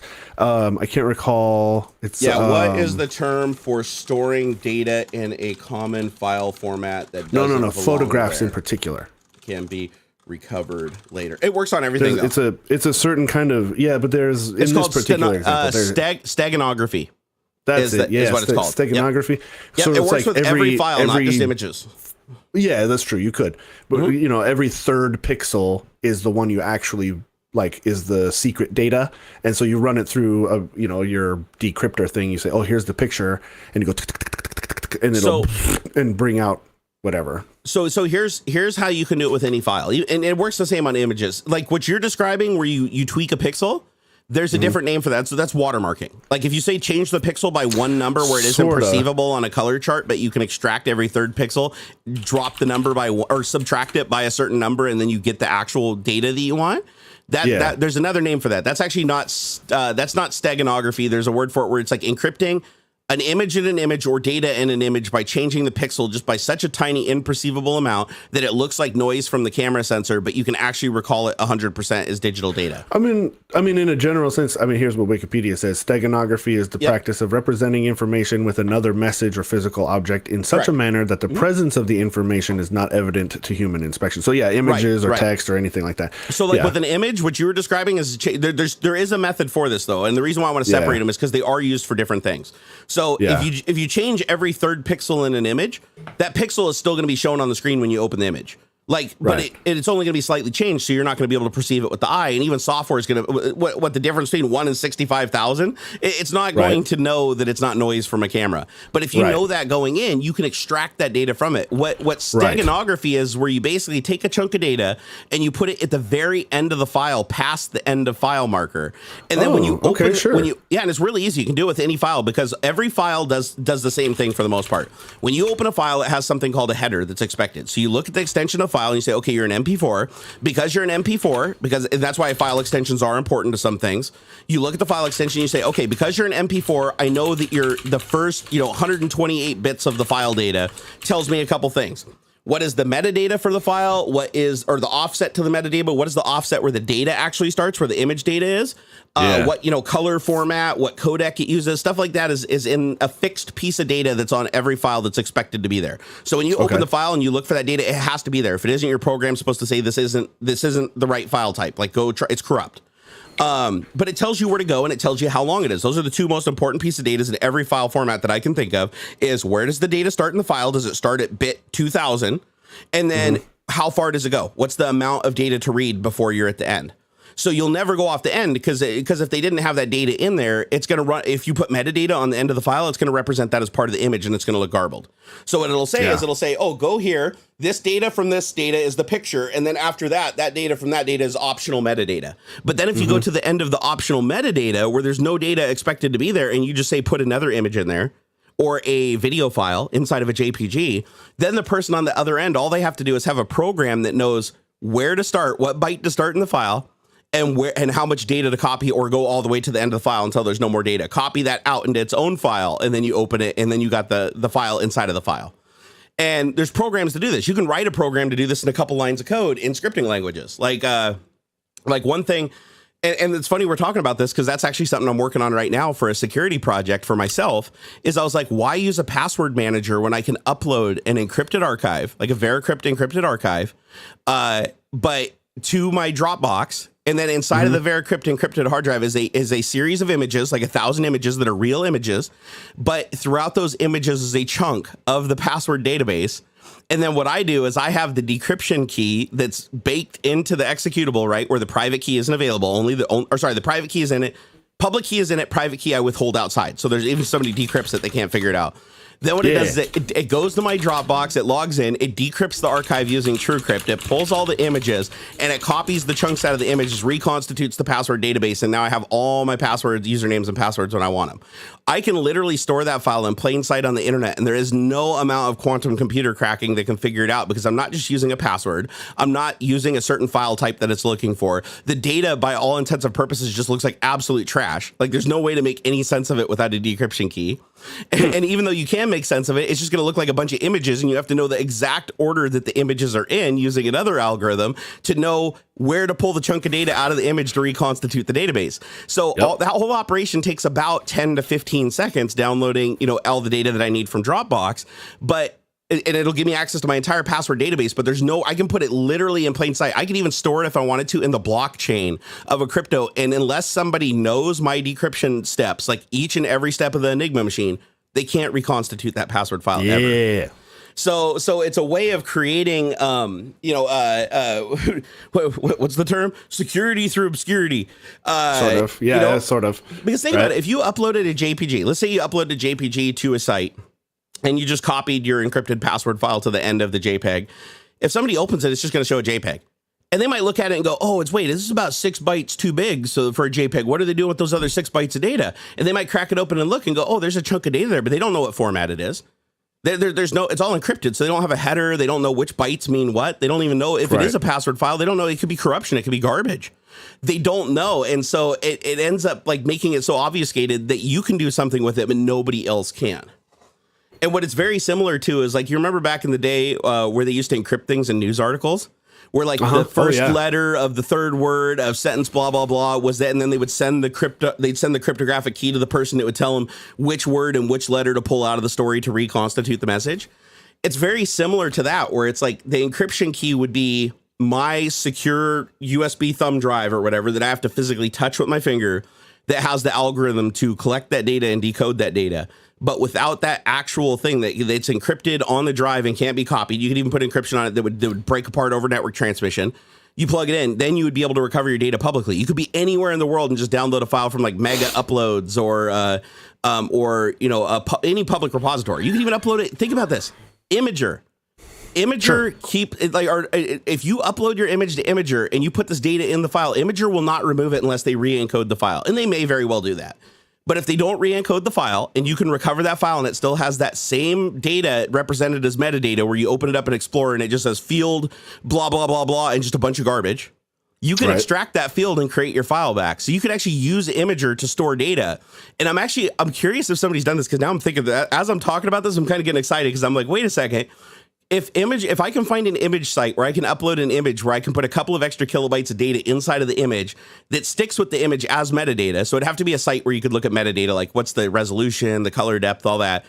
I could basically create a file system like NTFS that sits on top of another service and uses it as, it'll be the world's slowest hard drive for sure. But you could write a thing where it's like each sector of the disk is just a different file at a different URL that contains that many bytes of data. Right. And then your file system would just be a million URLs to the site that are all different images. But when they're put together in order, you get your files back. And you could literally back up your entire computer to like a million images on Imager. And people would, they'd be real images. You download a real image and just re-upload it right after you added your data to it. But it would just look like a million images in the database, but you'd really be using them as a file storage site. Weird. I gotta use the restroom. I'll be right back. Yeah, get after it, man. Have you read about the USB that was used as a bomb to target journalists? Yeah, Jackander. Holy shit.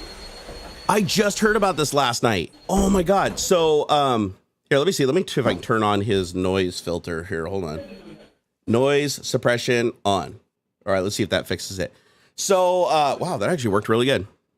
So yeah, no, there's, so apparently a couple of journalists received USB thumb drives that they thought were like, somebody reporting news that came in the mail. They plugged them into their computer and they literally exploded. They were packed full of explosives, and the USB port was used as the electricity for the detonator. And it didn't critically hurt anybody. It said it caused some, some facial damage and some hand damage, but no permanent damage was made. But still, somebody actually, because normally you wouldn't plug in a USB drive like that you just found on the side of the street because you'd be worried about getting a virus. Imagine if somebody filled it with gunpowder. Imagine if somebody filled it with gunpowder and like glass dust or something. That little thumb drive that you just plugged in, I mean, could take out your eyes. I mean, it's probably not going to kill you, but it could blow your hand off. If you had, as right as you're plugging it in, you have a grip on it or whatever, it blow your fingers off. Like you could easily put enough explosive in there to do that. So whoever sent these obviously didn't know how effective they were, because they didn't work very well. They caused some injuries, but they didn't like, kill anybody. But if you really like put some effort into it, there's nothing stopping you from in that much of a space putting a high enough like quality, fast moving explosive and powder that if you plug that in, blow up. So that tells you, if you ever see a USB thumb drive that you don't know exactly who it came from and you have absolute confidence that it's not somebody pretending to be somebody else and sending it to you, do not plug that shit in. Like, don't even power it. Like literally, like inspect it, X-ray it, take it somewhere. I wouldn't even recommend taking it apart, because they could even dead man switch something like that with like a CR123 battery inside of it, right? Don't mess with it. Like I never thought, until I saw that story, I never in my head thought that, put some explosives in there, because the electricity from the laptop is enough to create the spark or to set off the blasting cap to run the detonation easily. It's easily enough power. So yeah, just another attack vector that somebody used recently that's going to make everybody think twice before plugging in a USB drive. Because think about it, somebody just took a bunch of USB drives they bought for like, 50 cents on Amazon, these old like, 8 megabyte USB thumb drives, right? That don't have any writing on them. So you can't tell if it's 8 megabyte or a gigabyte or whatever. It looks modern. And you just crack open the case and you just stuff them full of gunpowder. And then you just short one of the capacitors on the board so that it just gets hot. Somebody's going to plug it in a couple seconds after plugging it in, that gunpowder is going to explode. And if you pack it in there tight enough with gunpowder, the explosion is going to be proportional to how much pressure it can build.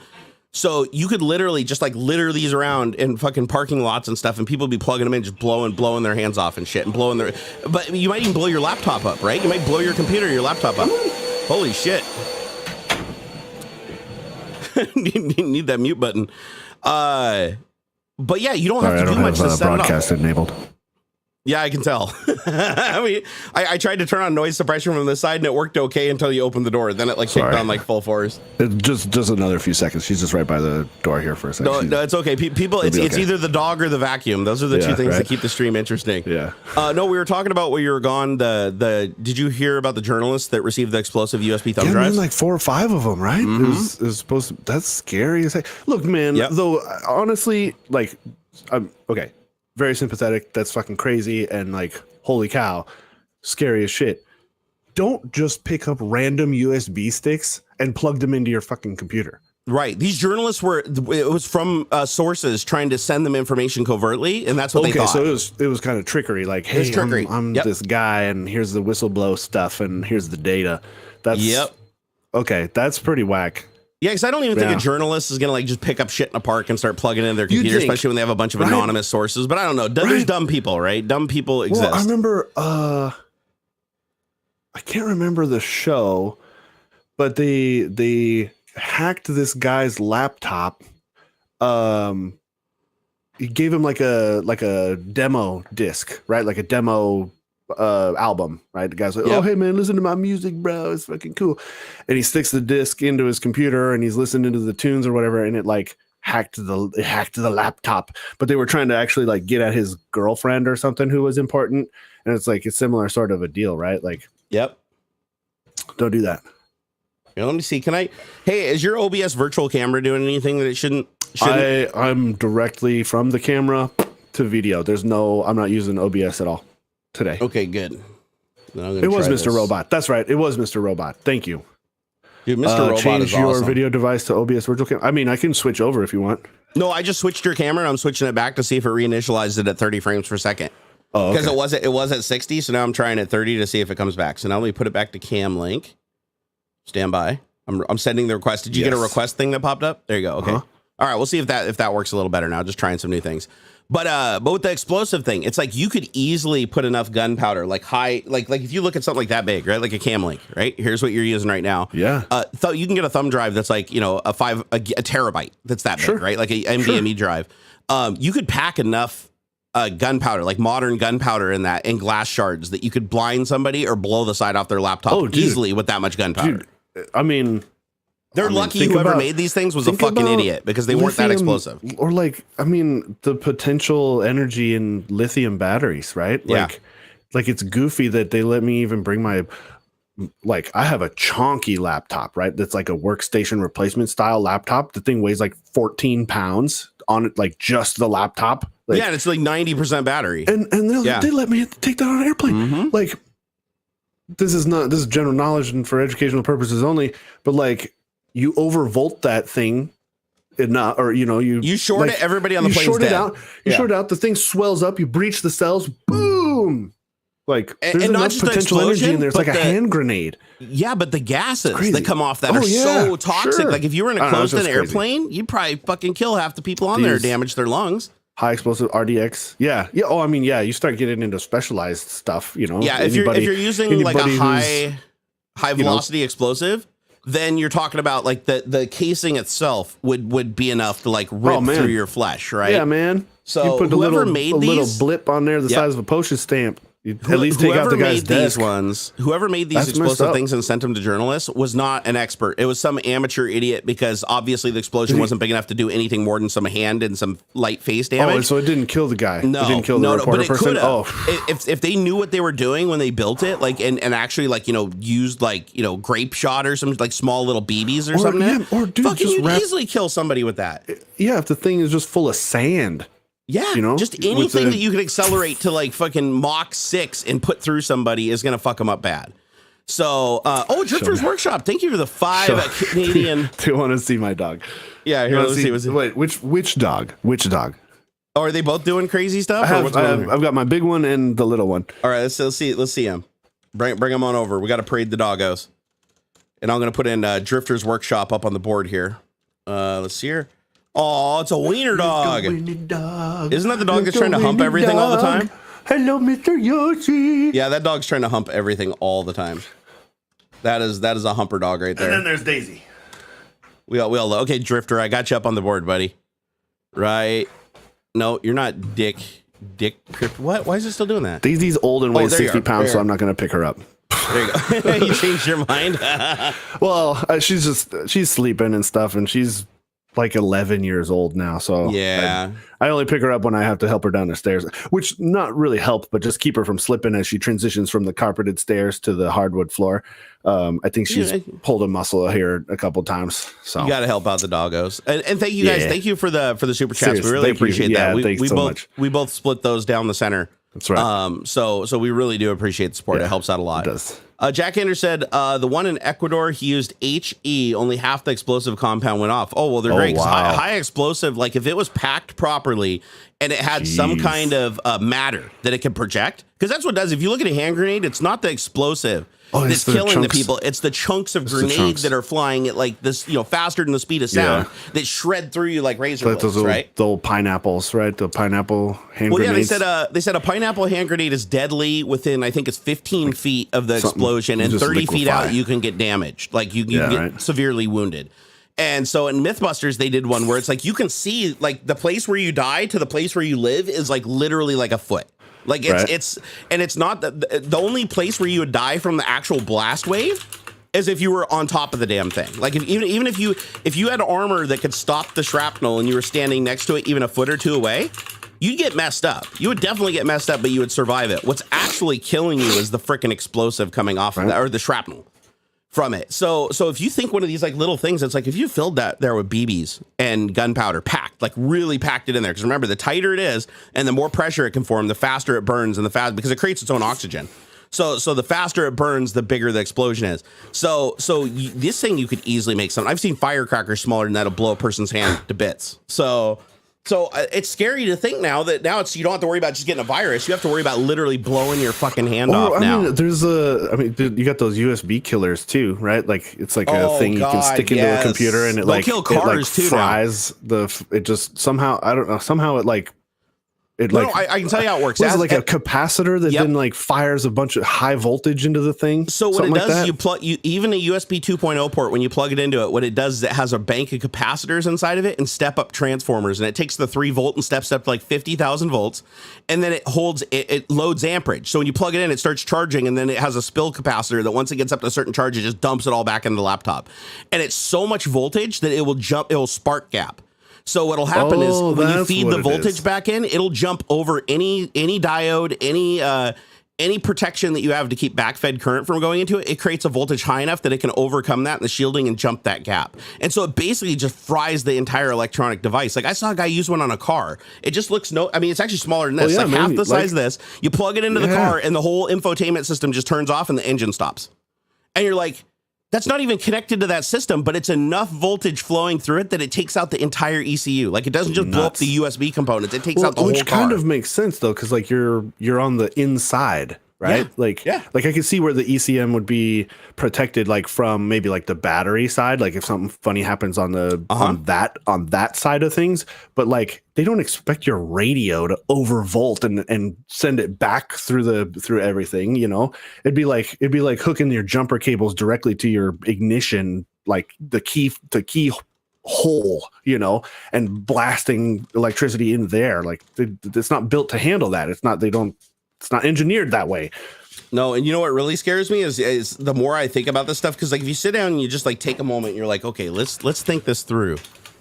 A Tesla has a huge battery, right? Like electric cars have huge batteries. You're talking about 100 kilowatt lithium battery in there, right? Or bigger than that now. Yeah, more. So 120, 130 or whatever. What happens if, you take something like a Flipper Zero, right? And you pop open the charge door on that sumbitch and you pull like, what was that movie with Sylvester Stallone where he goes to the future with Wesley Snipes or something? And like in the future. Demolition Man. Demolition Man. You remember when he takes like the weapon and he sticks it in the charge port and like blows the car up? Yeah, yeah. Imagine if somebody had a USB killer, but it was built for that port. The charge port on the car that can actually feed the voltage. Imagine if you had something like that had a big 1 farad capacitor on it and you click the button to open up the charge port and just jam that thing on the car and run away. And the battery just expands and just blows flames out the side of the car and just... I mean, you've seen those photos of them catching fire in people's garages and stuff, but holy cow, man. Yikes. Because what happens is when you plug into the Tesla, the charger says, I'm about to charge your car. It feeds some information back through the CAN bus, and then it physically connects the circuit to the battery to start charging, right?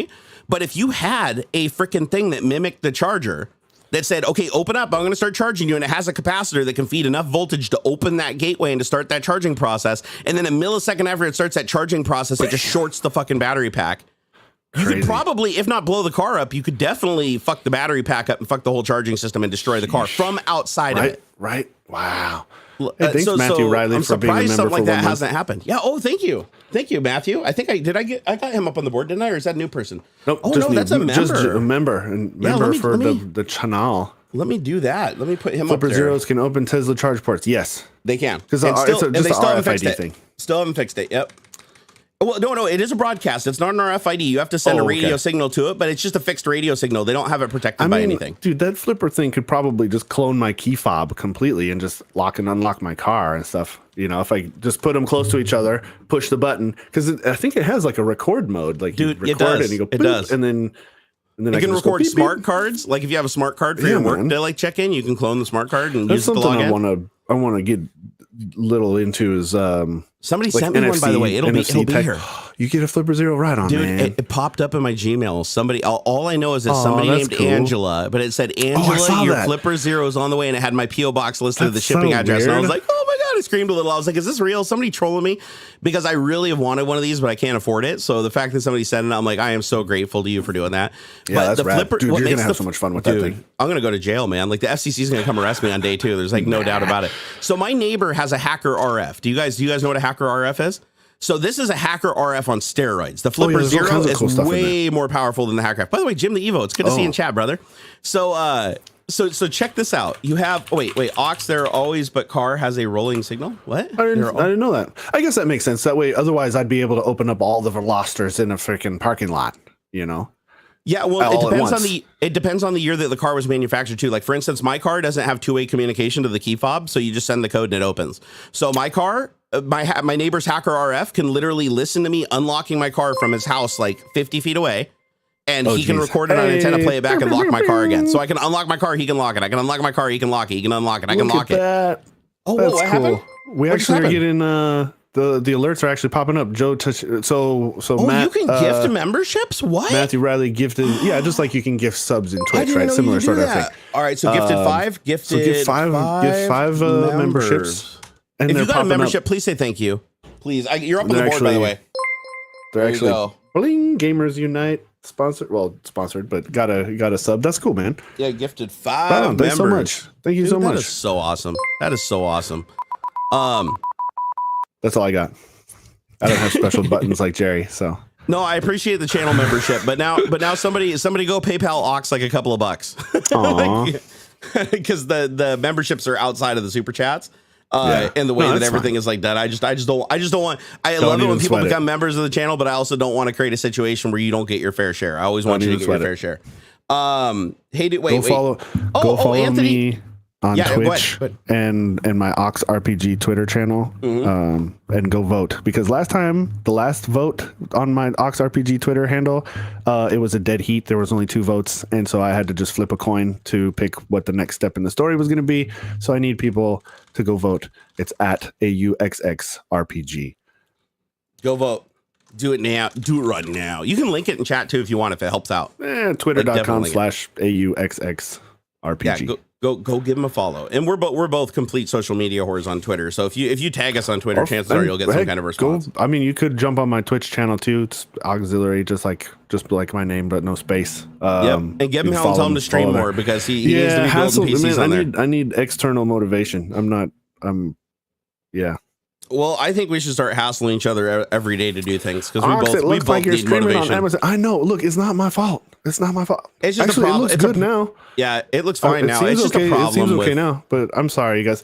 Hey, sometimes tech talk, we get tech problems. Yep. But I appreciate you guys mentioning it, but there's not much we can or are willing really to do to figure it out. Yeah, I can tell you that we haven't, this is unprecedented, by the way. We haven't dropped a single frame at 10 megabit, which is twice what I streamed to Twitch. We haven't dropped a single frame this entire stream, knock on wood, for an hour and 34 minutes. That's pretty wild. So, Chaos, yes, you could make your own. The thing that makes Flipper Zero so expensive is that they smashed all of these bits and pieces. Like you could, it's all of the circuitry. stuff that's on there, all the stuff that's on there is freely available. You can buy all the little bits and bobs that it's a Bluetooth reader, all this stuff.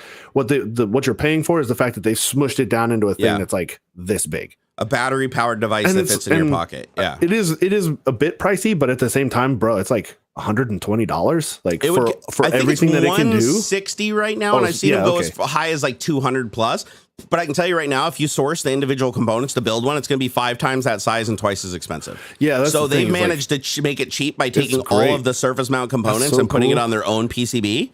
Because nobody does that. Like nobody wants all those components together like in a production electronic device. So they basically created their own PCB that has Bluetooth, wicked expensive. What is it? Sub-gigahertz radio. Oh no, it can go into the gigahertz band too. That's right. Wicked expensive. Yeah, it can do all of the different, like cards, RFID, NFC, Bluetooth, Wi-Fi. I think it has an IR blaster in there too. An IR blaster, so you can control, things like that are IR serial communication. It's got 184 pounds. Yeah, that sounds about right.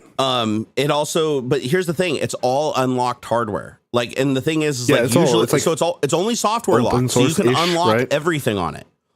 That's what makes it legal. Like people are like, why can you buy this? Because this violates all the FCC rules. No, because it's software locked. When they send you the device, the firmware on it does not allow you to transmit on any frequency that isn't open to the public at that power level. However, if you reflash it with the other firmware that the community created, we don't recommend this on GitHub. We don't recommend this for educational purposes. Then all of a sudden everything can transmit as well as receive, and it can transmit like all of the frequencies that it knows how to receive. It also transmits, and that's what makes it really special. Is a lot of devices can only receive. They don't build the transmitting side of the electronics, like everything from the antenna to the receiver. They don't bother with transmit because that puts a big flashlight on them. Yeah. It's extra. Yeah, and it costs extra money. Why do people want to buy something they can't use? Well, in this case, the Flipper Zero is basically a little microcomputer in your pocket that is completely software driven, that just has a shitload of RF equipment and IR equipment at its disposal. And it's even extensible. So you can plug other stuff onto it and other modules onto it if you want through. It's like a little expansion port and make it do other things. Like I saw one guy who made an expansion for some proprietary protocol, and he wrote a library that was on GitHub, and you plug in the little expander to the end of it and plug it into the board, and it's like Terminator hacking the ATM, That's cool. It's a very, very cool device. It's got a screen on it so you can control everything. But what makes it really freaky is that the shit that you don't realize how powerful being able to control the transmission of radio frequencies is. It's bonkers. So you could take over the squawk box at a restaurant. Like if you're at McDonald's on the drive-thru, you could actually connect. And I think, does it have a microphone? Actually, I'm curious. Jim the Evo, that's the one thing I didn't check, is does it have a microphone built into it? And the reason, I'd be surprised if it didn't, but the reason being is it can actually broadcast on police band. It can broadcast on CB frequencies. It has the capability to broadcast, but does have a microphone for analog. I mean, and you'd have to be pretty close. Like, you're not going to reach very far, with the little guy. You'd be surprised it'll open up a charge door on a Tesla from about 75 to 100 foot away. That's impressive. Decent. It's decent. That's impressive. Yeah. I would think you'd have to be pretty close because it's like a little fucking button battery. It's not. There's not really much oomph behind the broadcast. That's cool. Yep. So if you think about it, this thing in your it doesn't have a microphone. Okay, that might be one of the ways that they're skating the law. If it had a microphone on it and they were selling it as a receive only thing, that'd probably raise some red flags. But the FCC doesn't like this device because there's a couple things that the hacked firmware can do that are really, really bad and will send you to jail for the rest of your days. And that is, it can do jamming. So you can literally flood every single radio spectrum within a range. So if you're sitting in a Starbucks, you could actually run a script on this thing where you just push a button in your pocket and every phone, every laptop, everything in the place, boom, signal goes dead. They lose all their connectivity within 30 to 50 feet. That's bad. But the other thing is it can also be a pineapple, which means you just change it to the same name as the Starbucks network. It clones the Starbucks network. It starts broadcasting the exact same thing as the Starbucks network. And now there's a 50-50 chance that the computers connect to you instead of through the Starbucks network. And then when it sends the web encryption key, you just say, yeah, it's good enough. You guessed it. And then you start serving them internet, but you're basically recording everything between them and the real access point. I just want to go to like Buffalo Wild Wings and change the channels on the TVs. Yep, you can do that. The other thing that I saw that was kind of cool is you can actually broadcast keystrokes. So I saw a demo on YouTube where a guy walked into an airport terminal and he actually brought up a video game on the screen where it says, where the planes are coming in and coming out. He actually types, it's running Windows. He actually brings up the Windows prompt and he's sitting there in his little app and sending keyboard keystrokes. I think it was Bluetooth. Oh, yeah. He connected to it as a Bluetooth keyboard. He cloned a Bluetooth keyboard, connected to it, was sending keystrokes to it. And he actually opened up like a website to a video game and had a video game up on the screen in demo mode. And I was like, and he did it all by like a pre-programmed script that he whipped out and put on, and he just aims it at it and pushes the button and it's like, boom. And so you can also use it as a Bluetooth keylogger or something like that, where you can connect. If you can intercept a device connecting to it as Bluetooth, it'll forward those packets onto the real device, and then it can listen to all the traffic between them. So you can basically if you're sending keystrokes from a keyboard, you can actually inject your own keystrokes, because once it connects and it gets the handshake, you have the handshake, so you can keep sending more keystrokes. Like, there's so many things you can do with this thing that are just absolutely fucking terrible. And so that's why I'm saying, and the FCC is one of those organizations that you don't fuck with. Like, I remember growing up when I had a CB radio. I had a CB radio that was technically illegal because it was modded to put out 15 watts. And for 15 watts, you had to have an FCC license, whereas this radio was supposed to be under 5 watts, which is like, you don't need a license. So I was running 15 watts and I had an 18-foot antenna up on a hill, and they actually found me. So even back then in the early, this would have been early 90s. No shit, late 80s? I think. No, early 90s. So it would have been early, like 91, 92. I was 11 or 12. They literally came up the driveway and like told my parents, like, no, he can't do that anymore. I had to end up selling the CB and selling the antenna. They said, no, you can't, you've been broadcasting, people have been reporting you. I'm like, how do you find us? They're like, we literally can just look at the power on our radio. And they're like, when we get closer to you, the power goes up. It's not rocket science. And he's like, since you're one house up on a giant hill and nobody else is up here, and the signal keeps getting stronger and stronger, and like, let us right to you.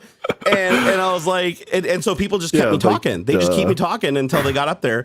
And I couldn't believe that. I was like, and so there's a thing called rabbit hunting. Who here knows what rabbit hunting is in CB world, like citizen band radio?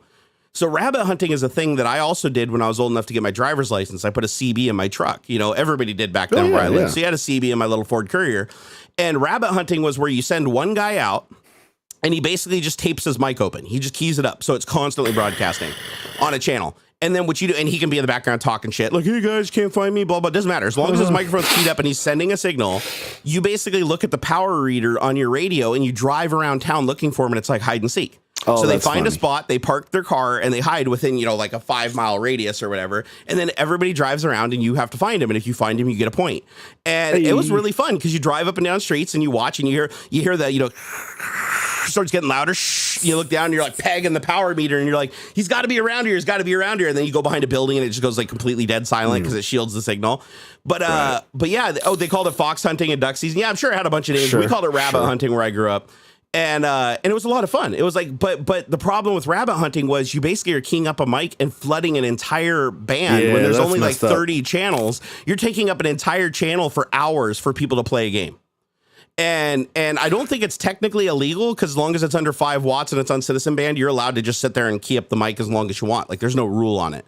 It's not like ham radio or anything like that. But still, the fact that you're basically saturating an entire channel when there's only 30 some channels to begin with, I believe, on regular citizens band. People didn't like that. Ooh, was that a growl? Damn. Yeah, the door's closing and stuff. Daisy thinks it's something. She's getting ready to get her kill on. Yeah, that's all right. Hey, Chaos said, well, thanks, gents. You have now cost me 184 pounds. Oh, shit. Hey, I mean, that's on you, bro. Don't blame me. Wait. 184. Wait, like over the history of you being here? Hey, man, thanks. Dude, that's crazy. Thanks, Matthew. Hell yeah, brother. Way, man, he direct little reverse pickpocket there. Thank you very much. Oh, did he hook you up? Yeah, man, it's very. How do you find your info? Oh, it's no secret. But your PayPal isn't? Like I haven't seen your PayPal anywhere. My email. Oh, just your email is that? Okay. Yeah. Yeah. No, dude, rock on, man. Hell, that was thanks super very nice much, man. That's very kind. Dude, that's really cool. Yeah, because the memberships are just something that just go to the channel and they get piled in with everything. So I don't have any way to really break them out. Yeah, there's no way for me to like say, oh, these happen specifically at this time during the channel. The super chats I can though, because the only thing I do that warrants super chats is this stream. So even if somebody super chats while we're offline, I still include it in the kitty because it's just a super chat. It's all in there. Techno City here's the FCC doesn't usually look anymore unless there's a complaint. They use satellites. Buddy of mine works for a company that does it. I don't know if they work. I imagine he would work with the FCC or something. But his part of his work is that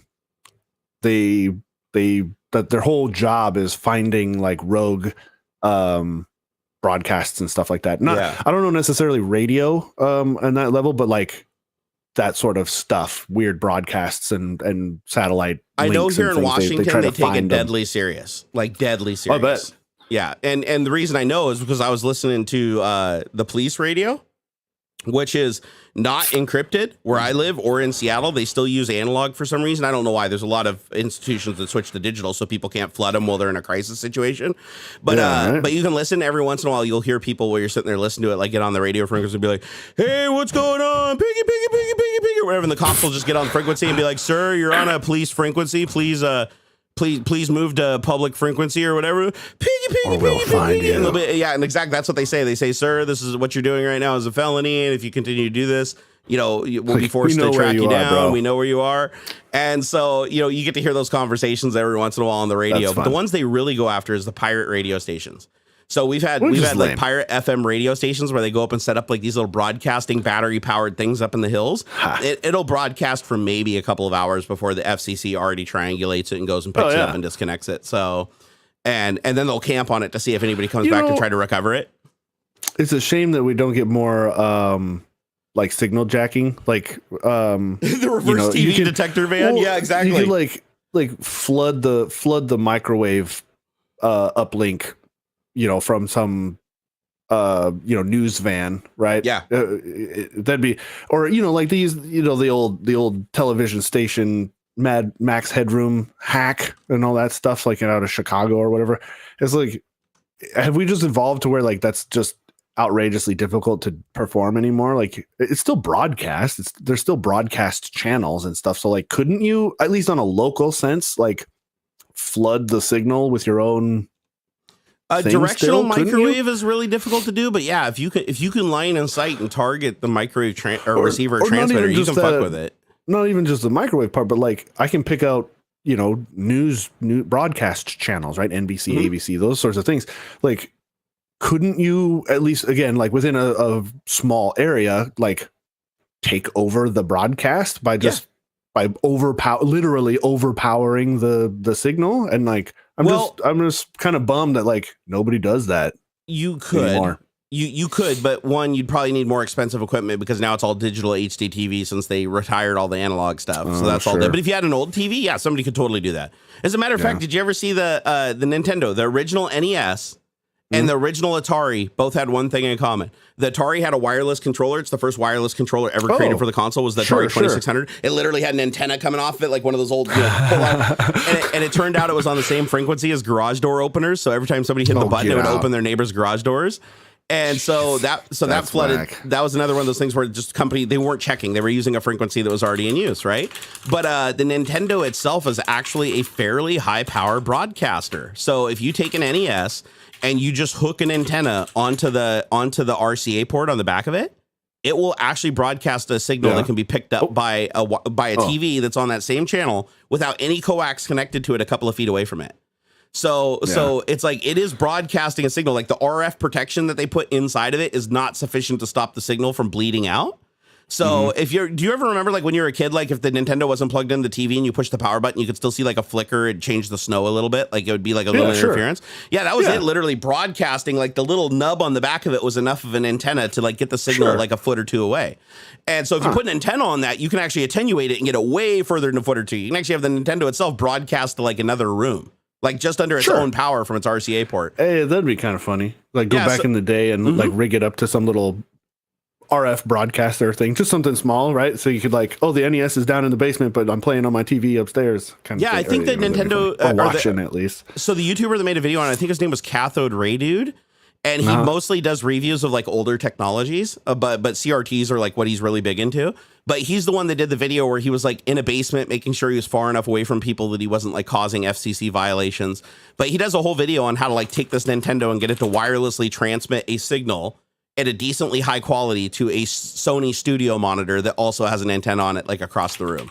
And I was like, this is freaking awesome. But nowadays it's like devices are so much better shielded. Microwaves, like you said, like you were talking about microwaves earlier, right? Yeah. An unshielded microwave magnetron can take out a bunch of frequencies, like fuck with your neighbor's TVs, everything. Like if you just power up a magnetron outside of the Faraday cage inside of your microwave, you would wreak havoc with electronics like all over the place.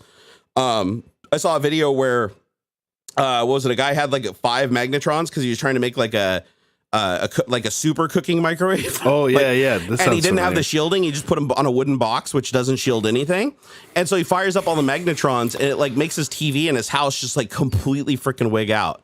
And the TV isn't even on that frequency. It's just so much RF is getting blasted. It's just walking the whole frequency range. Dude, your brain starts to feel funny. Like, don't. Man, that's super dangerous. Like, oh, why does my belly feel warm? Yeah, it's or like look up microwave guns. Your gut juices are starting to be freaking. You're frying yourself. That's so crazy. So there's a thing called a microwave gun that you can build on YouTube. Again, probably violating a million FCC violations. This is for educational purposes only. But you basically take a magnetron and a big ass battery and like a DC battery, and you power it, and then you put a foil dome, like a cone, like a cone. You put on the end of it with the magnetron on the end of it, so it just reflects all that energy in a direction, and then you point it at any radio or any TV or even a drone, man. And it'll break the connection between it and the base station. You could fry stuff. Like that's something they talk about. You need a lot of power. Like they talk about doing solar farms on the moon or like orbiting solar power stations and stuff, and beaming the power down to the Earth via microwaves. Just a targeted real. But the thing is, like, if you're off by even just the slightest touch, you're gonna fry thousands of freaking feet of land and stuff, because it's just a death ray from the sky.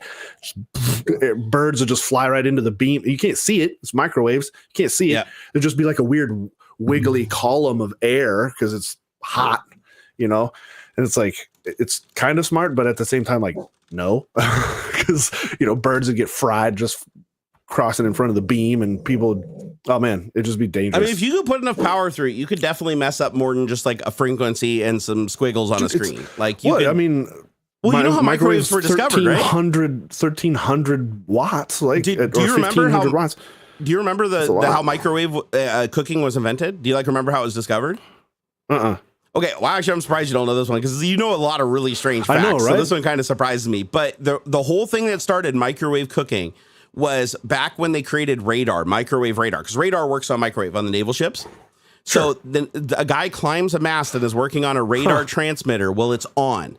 And he noticed that the candy bar, even though it was really cold out, he's out at sea, wind's blowing, it's freezing cold. His candy bar in his pocket completely melted while he was up there.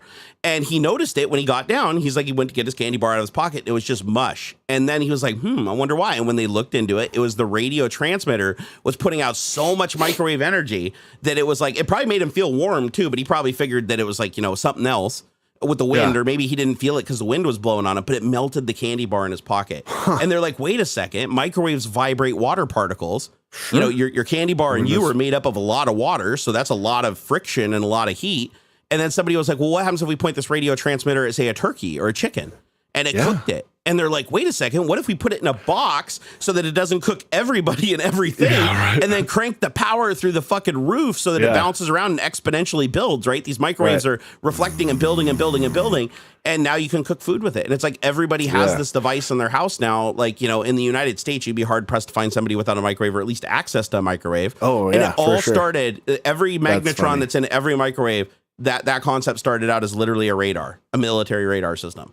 Yeah. Isn't that weird how they discover stuff like that, though? It's just like a total accident. They weren't seeking out a better way to cook food. They just happened to find it. Hey, that's wild. I also like just something that's kind of a brain, kind of thing. So there's the grid, right? There's that grid in the window of your microwave, and the dots right, the spacing of those dots is because like it's that size because the microwaves, like the waves, are bigger than the dots, right? So like they're waving their way through the air or whatever, but they can't make it through the hole. That's fun. That's why you can be like right up on the thing and not have your brain fried and stuff. I was like, it's one of those things that you like, well, if like, you know enough about radio waves and stuff, like, okay, it's like a Faraday cage, but like to kind of have that realization that it's because the waves are big. It's like, that's kind of funny. I don't know. It's an interesting little thought. Yeah, it's like the length, like the way we communicate with submarines when they're underwater is something called ULF, ultra low frequency. And the waves messes are with the whales. Yeah, dude, it messes with everything. The radio transmitters for these things are literally miles. The wavelength is so big because of the frequency. You know, when you're transmitting at a frequency that's like what, 1 hertz or something, it's like the wave is so astronomically long that the antenna that you need to transmit it is massive. Sure. And so, but it's the only thing that penetrates water. It's the only thing that penetrates water. It's like high frequency can't penetrate water because water is really resistant to radiation. But these ULF frequencies can like punch through the earth like itself. Like but the problem is it's super low bandwidth because you can only transmit, the couple of bytes per second. You can't send a whole lot of bandwidth. And but that's how we communicate. Like if you ever wondered how we communicate with submarines under the water, it's like there's a couple ways, right? When they're down at depth, the only way to communicate with them is ULF. There's no other way to punch through the water. However, you can send a ULF message that says, hey, we got to send you a big data burst, and then they'll come up to a depth and they'll launch something called a radio buoy, and the radio buoy goes up with a cord and pops an antenna up, and now they can do a high bandwidth broadcast from a satellite or from traditional ground broadcast. But they just do the buoy, so that way they can still stay mostly submerged underwater and invisible to the enemies.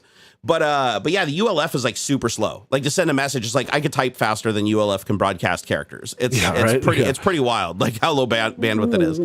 That's how whales talk over long ranges. I mean, it makes sense, right? Yep. I watched. I don't know how. I can't verify this fact, but I'd imagine it's true because it was on Nat Geo. But on Nat Geo, they said that you have to be careful swimming close to large whales because the song that they sing can literally collapse your lungs. The pressure wave from them broadcasting from their diaphragm, like it can actually collapse your lungs so you can't breathe. And there's accounts from divers that have been under the water that are just in proximity of the whales, like literally 50, 75, 100 feet away from them. And they said when they make their noise, it pierces their body. Like it is very uncomfortable. But if you were right up against them, it would actually just knock you out. Like it would be so much force, it would like collapse your lungs and you'd be unconscious and you'd drown. Well, no, sonar I think is a little different. So Necromancer asked, can't sonar for a sub fuck you up if you are under water with it? And I think sonar is a little different because that's actually a sound. That's like a sound wave. It's a little different. Yeah. No, a ping can fuck you up really, really bad. But I imagine it depends it depends on the frequency they're broadcasting. But yeah, a sonar ping is loud. Very loud. Yeah, it'd have to be. You can hear it with you can hear so when a submarine does, they have multiple different types of pings. They have the traditional ping, which is they send out an inaudible sound that you can't hear with the human ear that goes over a long distance, pinpoints a target, and then comes back, right? So you don't hear that. However, when they do a frequency sweep, it does go into the human hearing spectrum, and you can hear it literally from like tens of miles away underwater. So if you go look on YouTube and just do a search for divers, because it happens all the time, there's a million videos.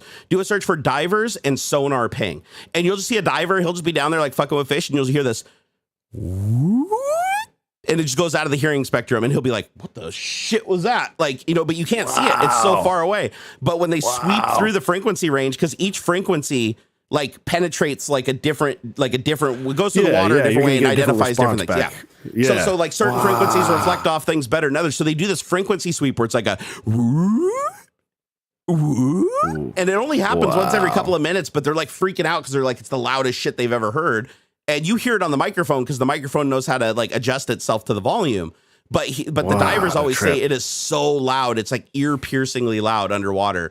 And then they find out that they're not even in the submarine channel. Like the submarine channel is still miles and miles and miles away out in the deep water. They're in close to the coast and they're hearing this. So you got to imagine that fucks fish up. Like I just have to assume that if it makes a diver uncomfortable miles and miles away, that's got to be making like a whale fucking hurt bad. Yeah, and they can hear a lot of those frequencies we can't, right? So I don't know. You know, I think that there is some merit to, you know, how sonar affects the sea life, but at the same time, it's like that's the only way a submarine can see. A submarine has no visual indication because where they're at in the water, there's no light. You can't see shit. Even if you had light, you wouldn't be able to punch through all the silt and see any distance. Yeah, you know. So realistically, the only way for them to navigate is through sound. So they have to constantly be sending out active sonar, and the only time they're not sending out active sonar is when they're trying not to be identified by an enemy. Then they're using passive sonar, where they're basically just listening. Just the microphones are just listening for shit. Like, are we close to something? Is our cavitation from our propeller reflecting off of something? Do we need to slam on the brakes? Are we getting too close? Like, that's the passive sonar. But the active sonar, they can pinpoint themselves so precisely underwater. It's crazy. Like, did you see the video Destin from Smarter Every Day did on the nuclear submarines? I didn't watch it, but I know what you're talking about. Yeah, it's like a 6 or 8 video series where he gets to go on side one of the nuclear submarines and like where they actually go under the water and they do a trip for like 2 days. And he gets to interview the crew on a bunch of stuff. Cool. And they had, you know, he had to get a bunch of stuff cleared because a bunch of it was redacted and it has to be like, you know, there's stuff, you know, constantly censored out. But he talks to the guy on board who's the navigator, and the navigator looks at this screen that literally just has like a waterfall of frequencies. It reminded me of the dude watching The Matrix. Like, you know, in The Matrix where like Tank is looking at the screen and he's like, oh, Neo's running down this street and it's all this is a waterfall of crap.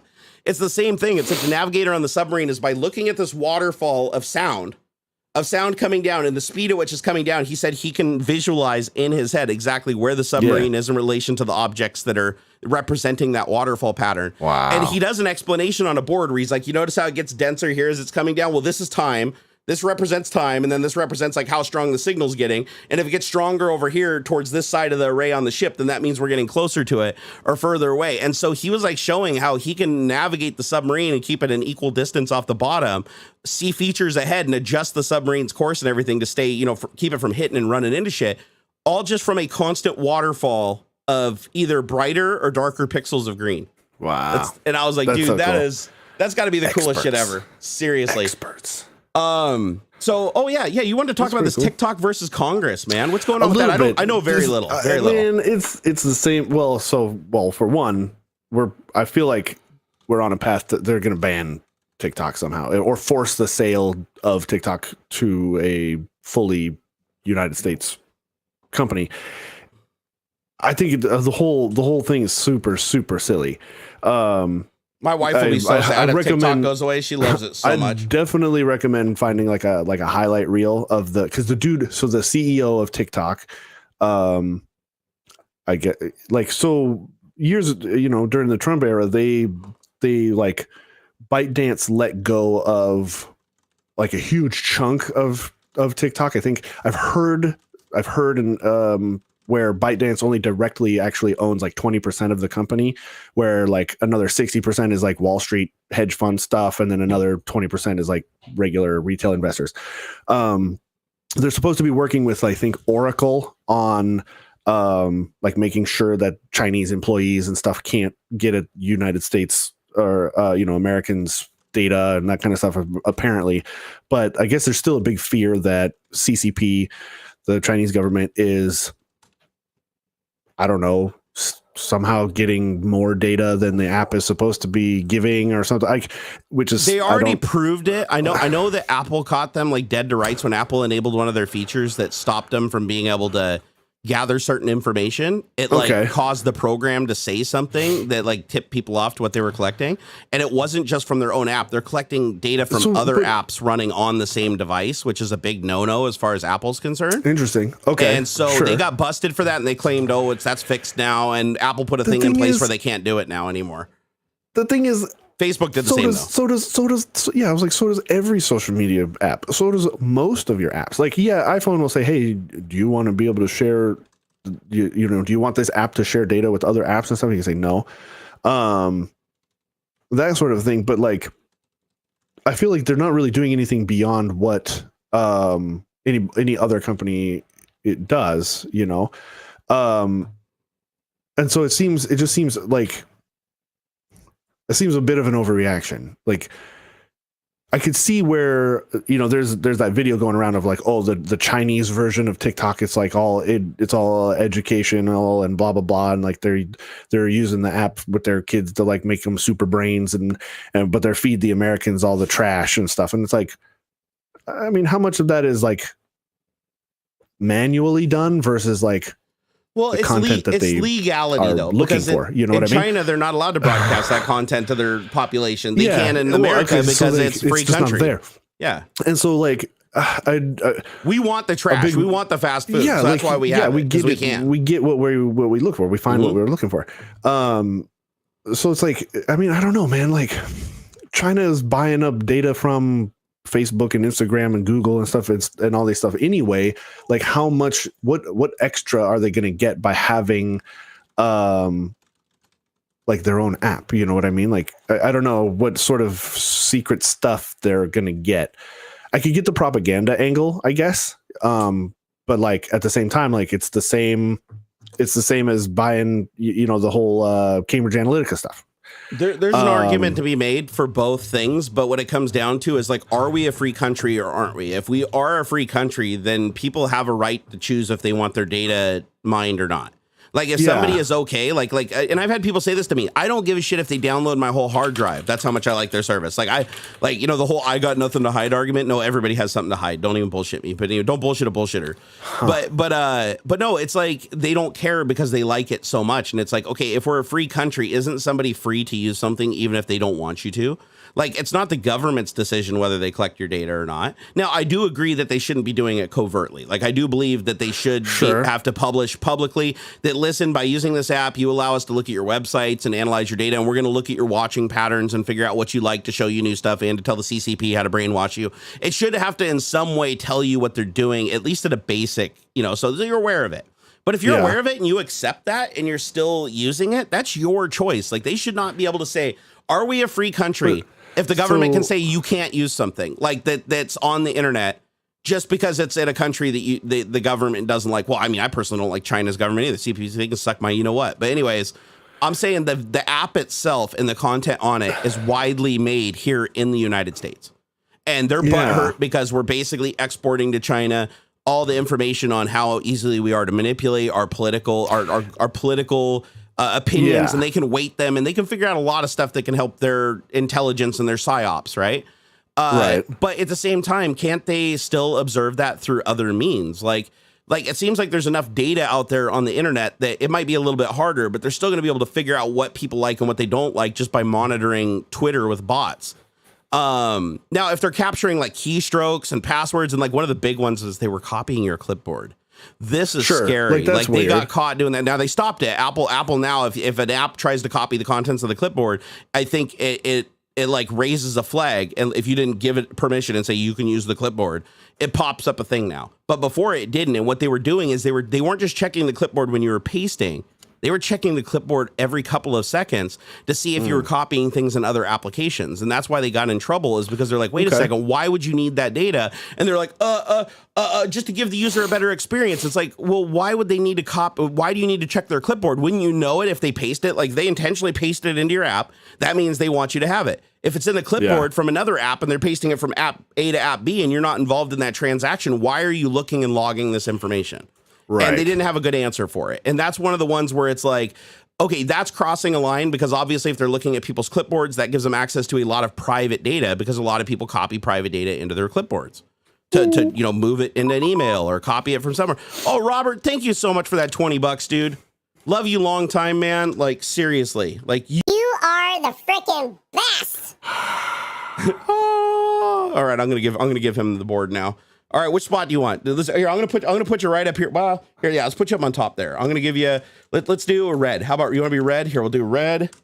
Is your color. And see, I'm typing these in because they haven't fixed the event yet with Stream Elements. So now you're getting, every time you guys super chat, you're basically causing me to have to do work. So please, but it's work I happily do. There you go. Boom. Robert, you got the board, man. Actually, you know what? Did I put that in there? Oh no, I put a hashtag. I need $sign. There we go. Boom. Done. Robert, you're the OG, man. Love you long time. Shit, I just lost my train of thought. What were we just talking? Oh yeah, the clipboard. So yeah, clipboard. So in TikTok, them copying the clipboard was a big red flag. Them looking and logging data like the comments and stuff that you put into videos and stuff. Well, obviously Twitter logs their comments, Facebook logs their comments. This is data that you are actively giving to them. Yeah. So it's like how does the government get to decide what you tell to another person? Like that is not freedom. It's not.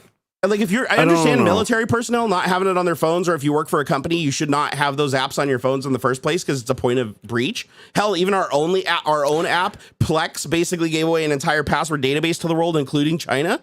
With LastPass breach. But with the clipboard copying thing, they've shown a pattern, not just with that, but with other things. They've shown a pattern of gathering data for the purpose of analysis outside of just serving you content that you enjoy. And by doing that tells you that why would they do that and risk themselves getting into trouble by trying to hide that and covertly doing it when it's not a marketing thing for themselves and it's only useful to the CCP who has complete and total access, unfettered access to all their data. That is definitely showing that there is a connection between them and ByteDance. Like 100%. Wouldn't like a code review, like so you submit your app and all that stuff, wouldn't a code review, and especially when you're starting to get into like a controversial state, like maybe at first, you could submit the app and they just kind of do like a quick scan, like no, not even a human eyeballs. It's just like, it looks good to us. It doesn't have any weird code that jumps right out at us. But like, given the fact that this is now like, this has been an ongoing thing. Like I wouldn't even say this is like the second or third time. Like this is a continuation of a thing. Like you'd think that the Apple and Google would sit down and do like a heavy duty fine tooth comb code review and say like, look, they're not actually sending any data out. Like you could look and see and figure out exactly what they're doing and whatnot. Well, they like, didn't. In this case, they were like they did catch them dead they right. Pointed that out and they got in trouble and now they're working with whatever Oracle or whatever to host the US stuff only in the US. Yep. And then even then, like Oracle can say like, hey, well, China's not accessing the servers, and like we know because they're our servers. So like part of me is like I don't understand the fear here. I feel no. Especially when this dude. So they grilled this guy for like over 5 hours, and they're asking really stupid. This is they what always do. They don't even know what the fucking internet is. Broader issue, but like one guy's like, "Does your app connect to my home Wi-Fi?" And he's like, "If your phone is connected to your Wi-Fi, then why wouldn't it? Yes, the app will connect to your." Will access your network, with the intent of getting to the internet. Like that's well, would your app be able to access other devices on my Wi-Fi? And it's like, no, that's not how that works. Like, no, it's that kind of thing. It's really strange. And it's just, I don't know, man. It just seems really strange. It doesn't make sense to me. It just seems a little overreact. Hold on here. Is a thing. It doesn't make sense to me. But where's the data held? There's a lot of incidental data could be collected from random TikToks, and they have armies of people. That's what I mean.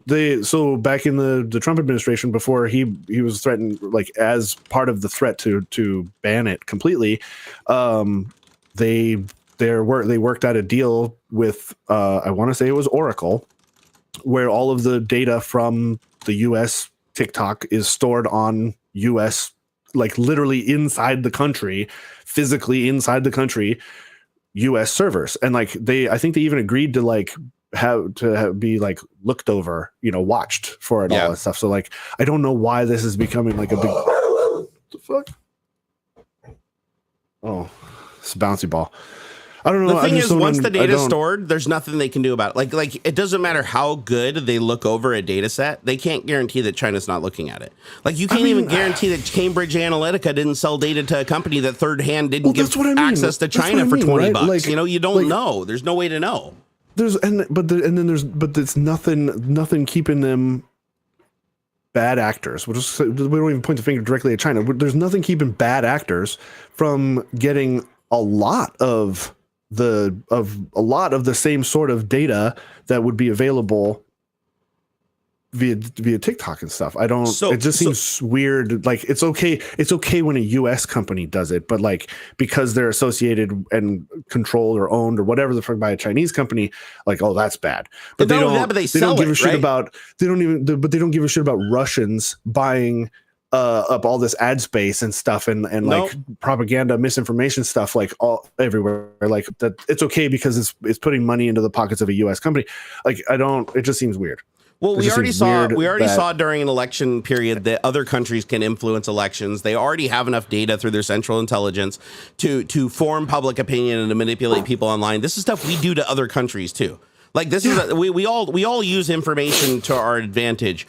The thing with TikTok, the thing that I do agree with on the U.S. government is them copying the clipboard was what pretty much 100% connects them to spying. Like 100% they were spying. They got caught. They got smacked. We put restrictions on them. But to be fair, Facebook did the same thing and sold the data to third parties. We don't know what those we don't know what those third parties did with that Cambridge Analytica data. They could have sold it to China. Do you really think like out of all the employees that work for these companies, do you really think that there isn't like one Microsoft person that didn't leak the source code to Usenet? Of course they did. It's out on Usenet. How else did it get there? Like there's untraceable sources where data is going to find its way into places if money is given. Like Bob Good is it Gujal? And the whole Gujal, thank you for the $20, man. You're a legend, dude. Man, absolute legend. The whole concept is super strange. Like you start zooming out, and it's just freaking weird. Like, we hate China. Oh, we can't. We don't want to deal with it. And we say it on Chinese devices. But we're totally cool with working with them economically. Right. If the money's right, sure, we'll fucking play it's like ball. I thought communists were bad guys. Like we're not supposed to. How much trade directly do we have with Russia? Or we hate you, but we'll order 3 million iPhones. Oh, we hate you, but we need you to build our military equipment. Or my T-shirts or hats or it's okay. We'll exploit your shitty working rules, labor laws and stuff. It's a double standard. But this is a bridge too far or something. Like it's such a weird sort of. It feels almost hypocritical. It's like we'll totally exploit your cheap labor force, but like some stuff is weird and not okay. And I don't know, man. It's freaking weird. It's weird what we're okay with. Oh, Budgel. Yeah, that makes sense. Budgel or Gudgel. Yeah, like Cudgel, but with a G. Yeah, Gudgel. My opinion is you have the right in a free country, in a free society, you have the right, as long as you are informed, to if you want to give the Chinese your fucking social security number and you want to give them whatever, that's on you. That's on you. You should just be informed of it. If they're doing it covertly, then I think the platform has like Apple, for instance, has the right to shut them down, smack them publicly, lock down their access, all that. But I don't think you should be able to completely ban something like that. It's information. If you ban information flowing in either direction, it doesn't matter if they benefit from it or not. We benefit from it. If you ban the flow of information in any way, shape, or form, you are saying that we control the narrative. If somebody does or says something we don't like, we're going to stop it and nobody else will be able to see it.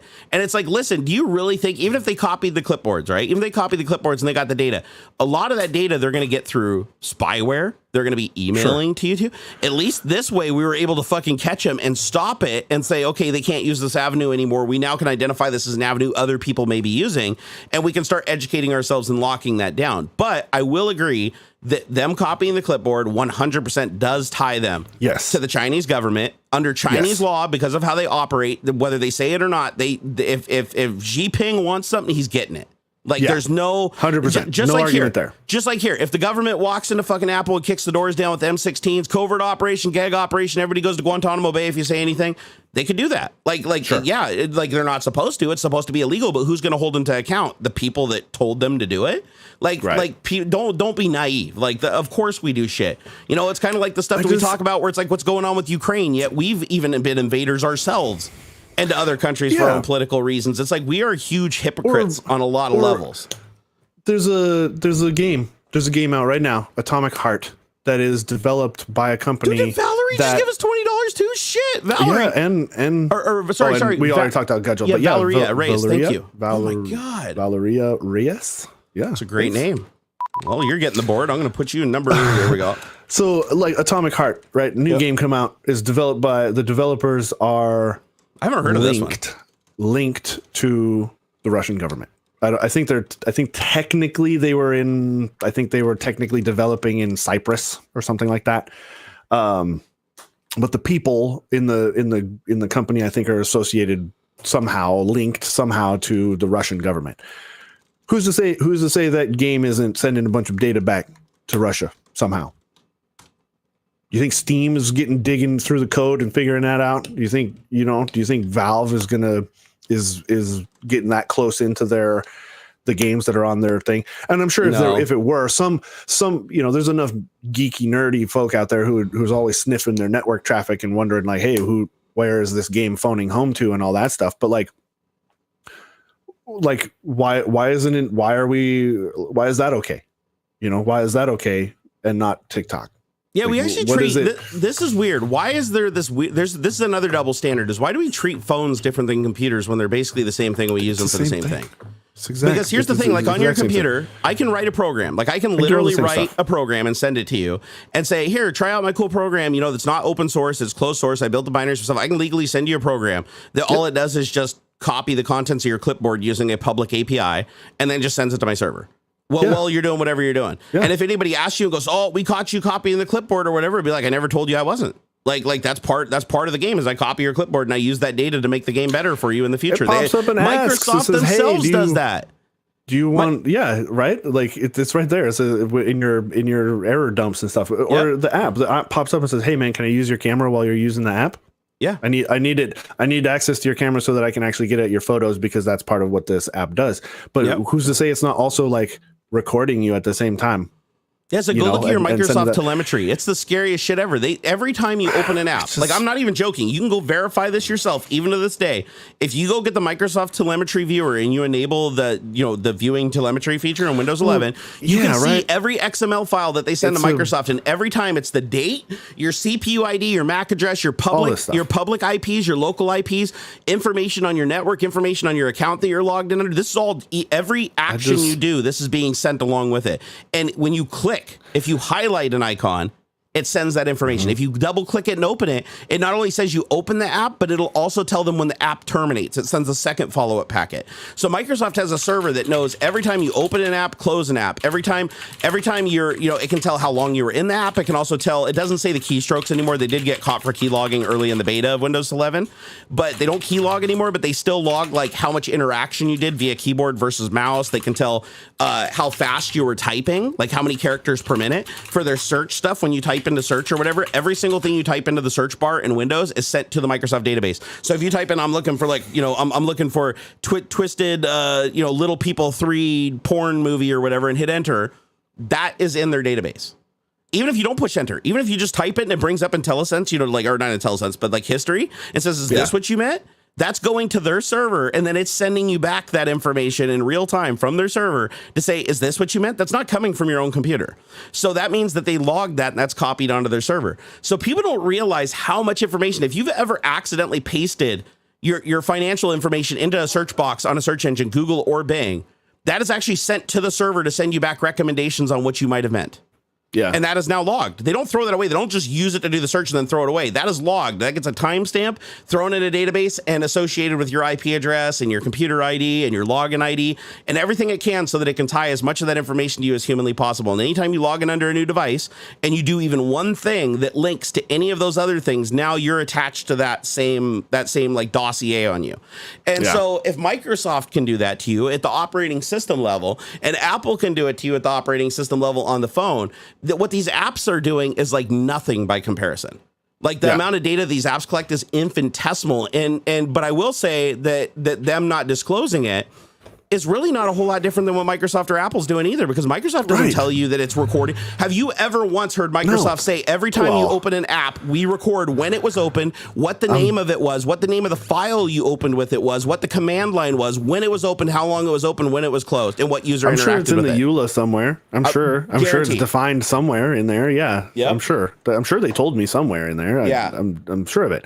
So I'm not defending TikTok personally, but I'm saying you should have the right to use it if you want to. They shouldn't be able to universally ban something like that from the entire fucking country. Well, and I feel like it sets a weird precedent because, like, I think the way that they would attack it is through something something related to commerce. It's something related to commerce, like foreign commerce, something or other. And so, like, they can kind of like the embargo with Cuba. for 50 years or whatever, right? Like they can decide to say, oh, we're not going to trade this with you. And it just seems weird. It seems a strange, I don't know. It just doesn't, a part of me is like, why are we picking on this one in particular? And I think it's just because it's popular. I think it's just because it's popular, you know, and it has a weird,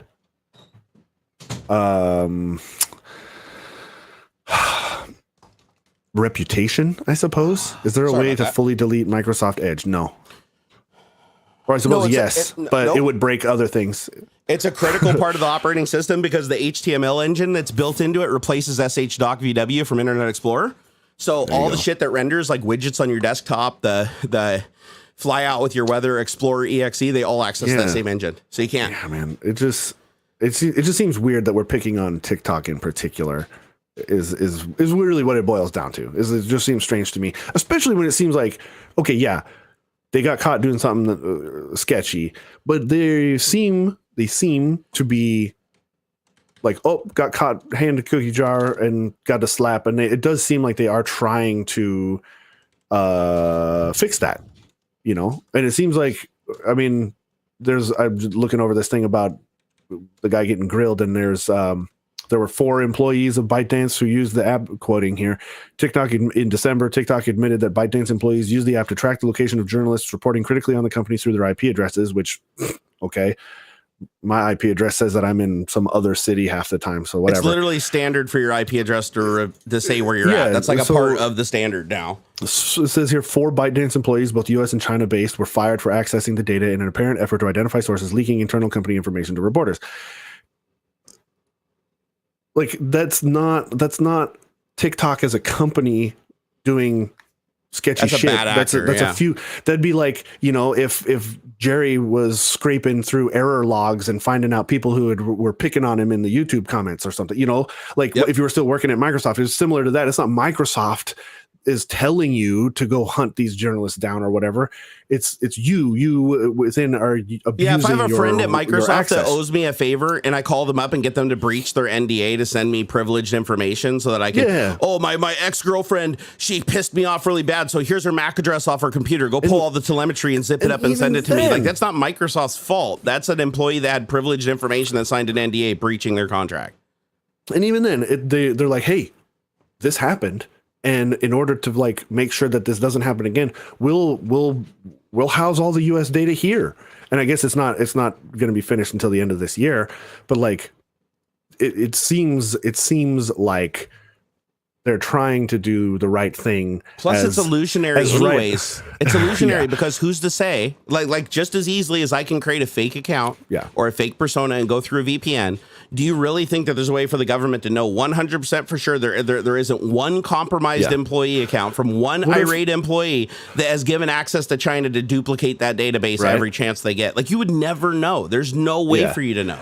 Well, and then I don't know. Again, it's so weird. It's like, what's to stop? So to use like the Russian example, what's to stop me from using a VPN, claiming I'm in Moscow and creating a Russian Facebook account? You think Russian Facebook servers are only in Russia? Well, what if I start messaging my buddies in the United States? Like, the Russians and the Americans can both spy on my data that way, right? Like, it doesn't. All I'm saying is data is hard to hide. Data. I mean, look, so what is Snowden doing in Russia right now, right? He leaked a bunch of information on WikiLeaks and made public data that let everybody know a bunch about a covert. One guy exposed an entire operation. Do you really think that those people don't exist in China too, that are doing the same thing for us, and then China here doing the same thing for them? Like, of course there is. They don't have TikTok, right? So Dave Webster's mentioned this a couple times. TikTok, it's not banned in China; it's unavailable. Right. Yeah. They have their own app called Douyin. Look it up. It does the exact same thing. Yeah, there's also a lot of Chinese TikTokers that post on American TikTok using VPNs. So it's a thing. It's like, again, not banned necessarily because they have their own version, which is very common for other apps as well. Like Kijiji. Kijiji is like Canadian Craigslist, right? Or I don't know. There are other things like that. It's just a different thing. So like, it's different. So I should stop doing TikTok? I wouldn't. I don't see the point. Sorry about that. I was just responding to Physics. He wants to know why I'm not streaming to Facebook. I let him know. Oh, yeah. Yeah, no, I don't stream to Facebook because, like I said, I split everything here. We want the super chats here, support here. I don't want anything separated out. What would they need TikTok for anyway? When, like, what are they going to do? Spy on their own citizens like they're doing anyway? Like, yeah, I mean, they already got like you can't walk 5 feet without being identified. Your location is known every time. You know, if you try to hide your identity, a cop will come up and unmask you. I mean, I don't want to go down that path. I'm not going to go down that path. It's different. It's different because people are going to disagree. So I respect Dave. Like, he's allowed to disagree. That's China, fine. But you only need. Oh man, like WeChat. There's a cool. I mean, cool in concept, I guess. WeChat is a crazy app. WeChat has everything in it. Everything. It has banking. It has it's like a app marketplace inside an app. Like they have all kinds of stuff inside of WeChat. There's all kinds of games. There's banking apps. There's tracking stuff. There's like GPS. WeChat is intense. That's a rabbit hole, man. You guys look into WeChat. They're trying to get everybody on that platform. You want to talk about, yeah, man. You want to talk about people gathering up private data and stuff. Look at WeChat, not TikTok. And not only that, WeChat is monitored directly by the government in real time. Like I've read so many articles where somebody just says one dissenting thing about the government. Within 5 minutes, their account is completely deleted and they're gone. Like even having a private conversation with a group of people that are within their group, immediately they're gone, just deleted. Dystopian. I think that's extreme, but again, whatever. I'm not trying to say China is like they're completely different than the United States. What I'm saying though is if they create an app and we want to use it, then how is that any different than them creating a phone and we using it? How is it any different than the chip in this phone that China created and put the firmware on? Just because Apple ordered it doesn't mean they didn't build it. It's an American company. So is TikTok. TikTok is now an American company. TikTok has an American division. It's owned by ByteDance, and they're a Chinese company. Well, let me ask you a question. Here, this will be good. Play devil's advocate to me here, okay? So sure. I'm Apple, and I create the iPhone. I designed the iPhone domestically, and like, do you really think they called in a lot of horsepower, just like Microsoft from other countries? Like Microsoft didn't create Windows, like a lot of different cultures did. And so look at it this way. So they create the iPhone, they send it to China. China manufactures it. China ships it. China does all the logistics. All Apple does is give them money, take delivery of the phone, and sell it to us around the world. Okay, including China. So my argument is just looking at it at its face value. Which company do you think has more involvement in the creation and distribution of a product?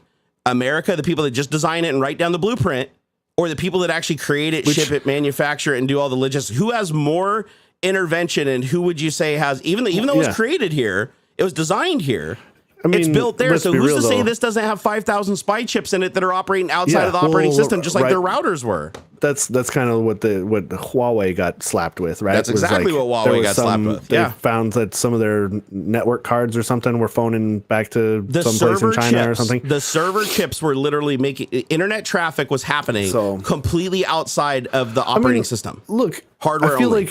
I feel like they've all, I feel like this is it's theater, because they've already committed to like solving the problem. They're hosting all of the US data here in the United States. Like what more do you want? I honestly don't think it changes anything, even if they do. Like, yeah, what difference would it make if TikTok gets spun off as a separate company and is solely owned and operated, like, I don't know, let's say fucking Doritos buys the TikTok company that spun off from ByteDance. How does that actually change anything? Like, I'm wondering what the goal of grilling the TikTok CEO is. Like, what's the point when they've already committed to hosting all of the data here? They've already, like, they're taking steps to resolve. It seems to me like they're doing a lot of work to kind of rebuild the trust that has been broken from a few bad actors inside the company. I don't think it was a few bad actors that did the copying of the clipboard. I think that was legitimately a means to gain that part. Illicit information for their own purpose and their government's purpose. But what I'm saying is, as long as they follow the rules as we write them, then how is that any different than anybody else from any other country having the same consideration? And I don't think just saying, oh, because it's owned by China is enough, because a lot of stuff is like has some connection to China, whether hardware or software or just from the natural execution of capitalism. The selling of your data is big business. And so what more are they getting? What more could they, public opinion goes both ways. I mean, public opinion is we should keep TikTok. That's the public opinion. That is the public opinion. As we've learned in the last decade, at least in the United States, our legislatures don't give a shit about public opinion, only so far as to get them reelected. So like, and keep in mind, like, we know, like, the United States is like, people are watching and they know that their data is being stolen. They're still on fucking TikTok making videos and releasing them. Like, they don't That's care. part of the problem too. Lucid Enemy says big tech companies lobbying for the removal so they can take the market share. That's absolutely right. Facebook doesn't want the competition to Instagram. Google doesn't. Well, I don't think really Google gives a shit, because they're getting all the same data. They're getting better data directly from you anyway. They don't give a shit. It's Facebook. I guarantee it's Facebook, and probably Twitter to some extent as well. Yeah, Dave's like, American apps also have info like Strava and training data. I'm like, fuck Strava, man. What about the bio companies like Genes 123 that are like bio copywriting your genes and shit? Like, dude, did you see what they can do now? So check this out. You have to opt out, not opt in. You have to opt out of having your genes used in police searches of the 23andMe database, which can identify you 8 times removed from your cousin. Which means if somebody commits a crime and you do a 23andMe, you could imprison your own family members because they used your DNA to build the link against them in evidence without you ever agreeing to them looking at your DNA. So we all sell our data to someone. Which actually is kind of cool. Kind of, I think it's neat that they can use DNA data to track down fucking terrible people. Like, that's awesome. I think a part of the problem here is, somebody had mentioned it before, and it may have been Dave Webster, but it talked about opting in or versus opting out. We all sell our souls. This technology has, all of this cool stuff has occurred so quickly that the social impact part of it was never considered, right? Like, if we had taken time enough to think about some of the implications and the ramifications of the tools and the technologies that were being developed, we would have built in from the beginning the app sharing, the apps sharing data thing from the iPhone from the beginning. Yeah, look what we're learning with AI right now. We can't even keep up with it. Or the people that created it are even scared of it now. It's just bonkers. And so, like, yes, it should be set up where I, from the jump, get to decide whether or not my data is sent to wherever, what data is sent to wherever, and all that stuff. Yes, it should have been built in from the beginning, but the cat's been out of the bag now for so long. Like, the whole we've talked about privacy on the internet and how there is no such thing, right? It's too late. I wish they would just pass a law, one unending law that says, listen, by default, you are opted out of everything. So you have to convince the customer to opt in. So, like, if you want to install TikTok, you have to specifically say, you can have my clipboard, you can have my camera, you can have my audio, you can have my cookies. Like, we're kind of getting there now, but from the beginning, it should just be that moving forward. Did a really good job with that, with GDPR stuff. Yeah, and if anything new pops up, it's like, there's a new piece of data, like you have like an AI alignment ID that's like your manipulation score or something like that that's available. Any data that becomes available that it's attached to you personally, you should be consulted on whether you want to opt in, and never consider to opt in as the default. Like a big digital bill of rights. 100%. Just like the no call registry, the do not call registry, right? Why do I have to opt out of people calling and harassing me? True. Give me an incentive to opt in. Tell me that if I opt in, you pay me $5 a month or something to harass me on my phone. Fine. Some people say to a certain, so Napalm says they do. It's called permissions, and to a certain extent. That's only to an extent. Yeah, and even then, like, some of it doesn't ask permission for. No. Like, or when it asks a certain permission, it doesn't really give you the detail of like what it's doing with that data. Like, I know why, like, my Notes app wants to access my camera. I know why, and it gives you like a little half sentence about why, but I get it. It needs access to my camera so that when I click that little button and I want to insert a photo into my note, it needs that access because maybe I want to take a picture immediately and put it into the note, or it needs access to the gallery, and because of that, it needs permission also to access the camera, things like that. But like, it's not detailed for one, and most folk don't care. All I'm saying there is, so Napalm, he said, like when your camera is in use now, you have to like say, yes, you have access to my camera. But do you know why that is? That's because the operating system finally put security in place that forces the app to ask you for it, or it won't give it access to it, period. Like to your sound card, to your video card. That's not the default position anymore.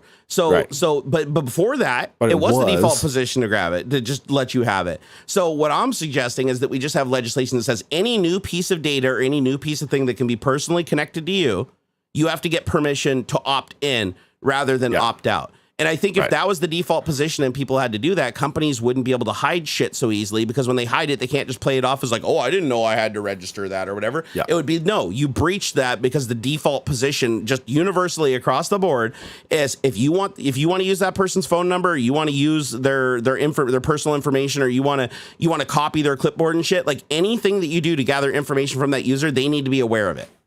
That just needs to be like universally accepted. And it needs to be done in a way where it's like, it's not buried in a EULA on page 9,999. It needs to be like, you start up an app and it's like, listen, this app is going to copy your searches. Anything you type into this app is going to be stored remotely on a server and used for whatever the fuck they want it for. Your microphone's going to be listened to even when the app is closed or in the background. It needs to tell you that shit up front. And we're getting closer to that, but we're too late. We should all be getting a cut as well. You want sure, you can have access to my data, but I better be getting residuals. That will happen. 0.02%. Yeah. I want this my data. You're licensing my data. Now people are starting to wake up to that. Yeah, no, I think people are starting to wake up that they understand that their data is why they're getting services for free. Could you imagine? And here's your ad revenue. It'll happen. Here's the here's your kick. Here's your 3 cents from all of the ads that we sent you. Why not? Why shouldn't I get a little bit of paid for? I mean, I like targeted advertisement, but why shouldn't I get a little bit of the ad revenue from the company that paid to have that ad put in front of me? I think what's going to ultimately happen, it's my data. I think what's ultimately going to happen is they're going to look at that and they're going to say, okay, well, if you were influenced by this person to buy something and they get a cut of it, you get a small cut too. Like it's your information is going to fund, because where else are we going to go in the future when robots are doing everything and everything's coded by AIs and shit, and we're all living our best lives just doing the things that we want to do? At some point we have to be given some value for what we're doing, right? It can't just be like a one-way transaction. And if you can give somebody a free piece of software that should cost them $20 a month because they're producing that much value for you just by existing and giving them that data, then the way I figure it is, spread the wealth, right? Like if you're making money off them, then there is a percentage that you could kick back. And I think the more services that did that, the better off we would be in the end. And I think more people would be more willing to volunteer their data for it. Like some partial Bitcoin. Yeah. You could even use a cryptocurrency. Like you could create a cryptocurrency, just like, okay, this is the exchange rate for this crypto, and this is how you accrue it. They do it with browsers. Look at I hate Brave. Don't get me wrong, I hate Brave because they did a lot of shit. But some people like Brave browser. I don't, because the way that they did some shady shit in the beginning and lied to people and ripped off content creators and put their own ads in place of other ads to screw people over. Yeah, they basically were honey, like honey. Yeah. But the way I see it is like Brave. At least they give you a crypto that you can change into real money in exchange for you using their browser to browse things. They make money by you using their browser because they can intercept and rip off a bunch of creators, which I don't agree with, but they do give you something for using their browser, so that's the incentive, right? And if they did it the right way, and they were like, listen, we're gonna give you targeted ads on sites that don't have any ads to begin with, but in exchange, we're going to give you a 50% cut of the revenue that's generated from those ads because you don't have a way of personally going to those companies and marketing yourself, but they can at volume. Like some kind of like enormous affiliate thing. Like anytime you use my data, here's my affiliate code for all of my data. And so anytime that data was used on the successful ad campaign, like a click, every click that somehow used my data to target that ad, I get 0.000002 ad coin, or like it's ass. That'd be interesting. I mean, we're talking some fundamental, like foundational changes to information exchange and stuff. Like this would be a complete rebuild of how the internet is and works and stuff. And the thing is, we're gonna hit another stride now, this is another topic we got to get to. ChatGPT gets plugins. This is crazy. Oh man, yeah. So you guys have been tracking ChatGPT, right? Hold on a second. So this ChatGPT thing, right, has been growing out of control. You got GPT 3, 3.5, now 4. We're on GPT 4. We're growing that fast, right? We're GPT 4. Each one of these generations is not just like a minor change. It is a generational jump. Like it is evolving so much faster than people thought. And not only that, but even the creators of OpenAI have also even been the company that created it are even suggesting that there's some issues that they need to deal with because it's kind of getting scary and doing shit that they didn't expect. But now they're starting to understand why it's doing those things and they think they can correct it in the future.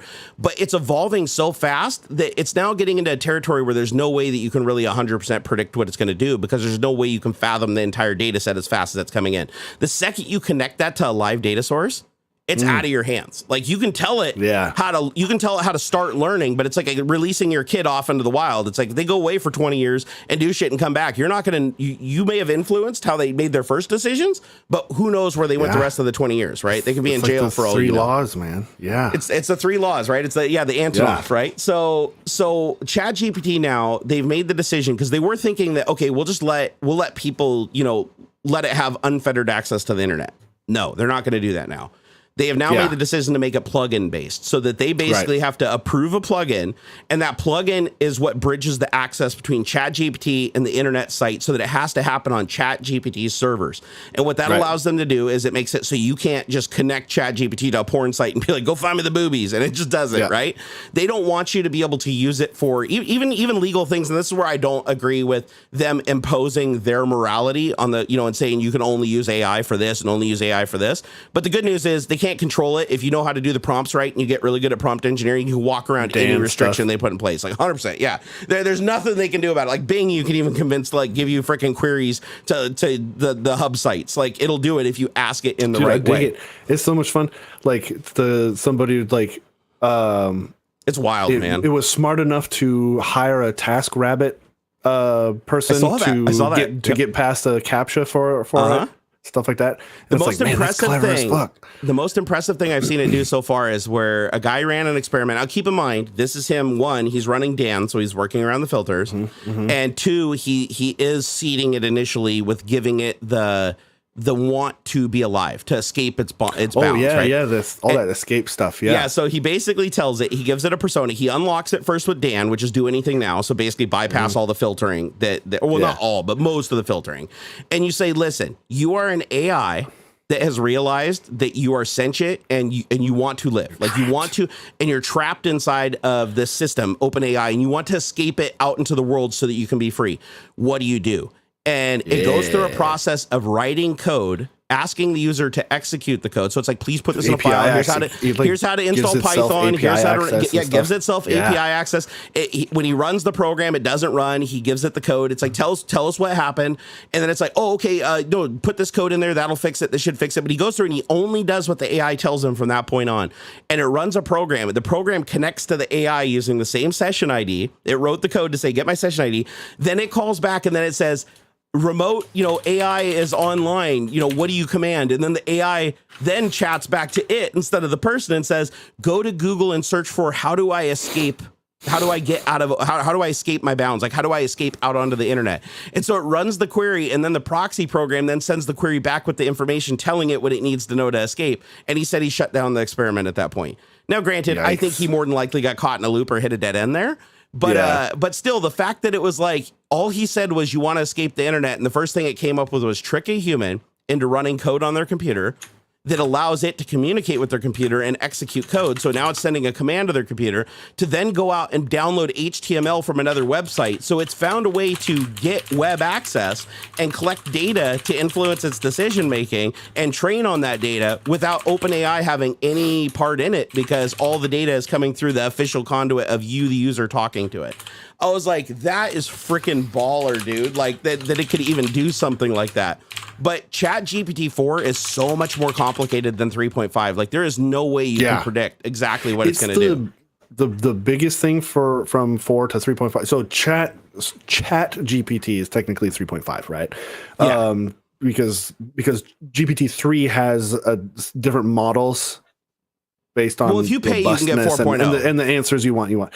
But 4 is still, it's a bigger data set and things like that. But the intent with GPT-4 was more for reasoning and intent. It's way better. It's way better at context and intent. Well, it tells you right here. So if you log into GPT, great. so I have a paid account. I pay $20 a month for GPT. So if you look at the 3 modes, they have legacy, which is the first 3.5. So this is the first humans now have access to it outside of OpenAI, right? Yeah. This is the first version. Its reasoning is a 3 out of 5. Its speed is a 2 out of 5, and its consciousness is a 1 out of 5.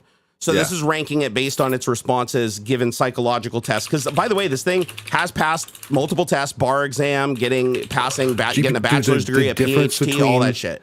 The difference between ChatGPT and GPT-4 in those tests is night and day. Massive. Like, no, here, I'll tell you right now. It's like they passed all of these high-end like bar and LSATs and all this stuff with like astronomically great So results. This is the leap so right cool. here. So GPT 3.5 legacy, reasoning of 3, speed of 2, consciousness of 1. Now, when they went to GPT 3.5, which is the first major upgrade that they did after everybody was getting to tell them how to make crack and stuff. So its reasoning is still a 3, but its speed goes to 5. This is the fastest model yet where it responds like really super fast. But its consciousness has gone up by 2, which means now it's much more conscious of what it's saying. It's not just giving you an answer based on a few things that it matched on. It's looking at the entire conversation with much more respect. When you go to GPT-4, it jumps to a 5 out of 5 on reasoning. This means that it fully understands what you are asking, no matter how poorly you freaking ask it, and it knows how to ask follow-up questions if it gets confused. So it knows how to not just answer you any way that it can think about doing it, it answers you intelligently. A speed, it went down to 2, so it slowed way the hell down, but that was to be expected. The responses are slow sometimes. Yeah, consciousness, 4 out of 5, which means this thing can pass like the Turing test. This thing can present completely as human. It won't give the same response ever twice. Like, it is so good at what it does. And as it's giving you the answer, I noticed this. I don't know if anybody else noticed this, but as it's typing you the answer, it will go back and change phrasing as it's developing its response. So it's not just going word, word, word. It'll go word, word, word, and then change the previous 2 words based on the next word it finds. So it'll go back and actually change the context of the previous response as it's answering the question. Because keep in mind, the way it works, if you ever wonder why it's typing, it is literally having to go and get the next word based on all of the matches from the next chunk, and it's doing it. So it's not like it's just doing that to make it look like a human typing or whatever. It's literally doing that because that's it going through the process of answering your question. And even the AI, if you call the AI, it's faster because you're paying more money and you're getting more speed, but it's still not absolutely 100% instantaneous, especially if you're trying to maintain a context of a conversation. Because that's what separates ChatGPT from just OpenAI direct access to GPT 3.5. Is some of the models don't remember what you previously said. Every question you ask is new, kind of like you talking to Siri, right? ChatGPT is unique because it remembers the context of the conversation throughout the entire life of the conversation. So in theory, if I start a new conversation on ChatGPT and it's a conversation about cars, and I talk about cars and I correct it. And it's like, I don't know what a Ford Mustang is. And I explain what a Ford Mustang is. And I tell it the stats on a Ford Mustang. Later on, if I ask it a question 3 months later, it still knows what I told it. And it can cross-reference that with other new things it learned and connect that data and give me a different response than if I started a new conversation. So it grows with the conversation and learns context as you go. And that's why you want to save your conversations, have like 100 conversations. Because if you ask all your coding questions in one conversation, it will never make the same mistake twice, or at least try not to. And I like that. And I think GPT-4 is longer now. Like you can go further back. But yeah, there's still limited to 2021 to the context of the conference. Yeah, as far as it's known data, but as far as within the context of a conversation, it can still only look so far back. I'm not sure what that limit is. Can you tell me what data sets you use to train, the size of the overall data set, and what dates it covers? I'm gonna ask GPT-4 right now. So it says as an AI language model. What's that? Oh, well, what's thrown me is it's not supposed to know about anything beyond September 2021. Yeah, it's 2021. I know that. So wait, remember when you asked it to write a movie script about a bank robbery? Yeah, and it got Dan bypassed that though, and it did actually write me the script. I said, here's a URL. Here's a URL. Just the URL. Yep. Tell me, like, summarize the content of this URL. And one response I got was, "Oh, I'm not allowed to do. I can't do that." Blah blah blah blah blah. But with some, I wasn't trying to trick it or anything. But I think just in my goofing around, I was able to, and it was accurate. And I said, can you give me specific examples from that article that I had fed it a link to? And it did. It pulled out. I did not feed it the content of the article. I fed it just the link, and it was able to. It did it. It was crazy. Sorry, I was a little distracted. No worries. So the data set that it learned on, so it says as of AI language model, or as a language model, I am based on OpenAI's GPT-3, which is trained using a diverse range of internet text sources. The exact list of data sets is proprietary and not disclosed to OpenAI. However, some data sources include websites, books, articles, and other textual content available online. The overall size of the data set to train GPT-3 is approximately 45 terabytes of text, which was pre-processed and compressed down to around 570 gigabytes of actual training process. The training data, think about that. That fit on a USB thumb drive. The entire compressed text that this thing is trained on to give all of the responses it's ever given since it's come alive fits on a USB thumb drive. That's wild. Right. Some of the data sources include websites, books, the training data covers content available until September 2021, which means that the knowledge is limited to information available up to that date. Any events, developments, or changes that occurred after September 2021 are not within the knowledge base. However, what they're going to do is they're going to enable plugins, and those plugins will allow you to go out to live data sets through the plugin and gather data. So, but the difference is going to be you can't just write a plugin and run it. You have to get it approved by OpenAI, and then they'll allow the AI to use it, and then the public can use it, but they have to sign off on every one of them. And the reason they're doing that is because somebody already hacked it. I don't know if you saw this the other night, but somebody already hacked ChatGPT 4.0 and found like 80 plugins that are unpublished, that are just plugins people are developing that are a part of the beta program. And some of them are like crypto markets. Somebody already created a Dan plugin that allows you to use Do Anything Now, but with live internet sites.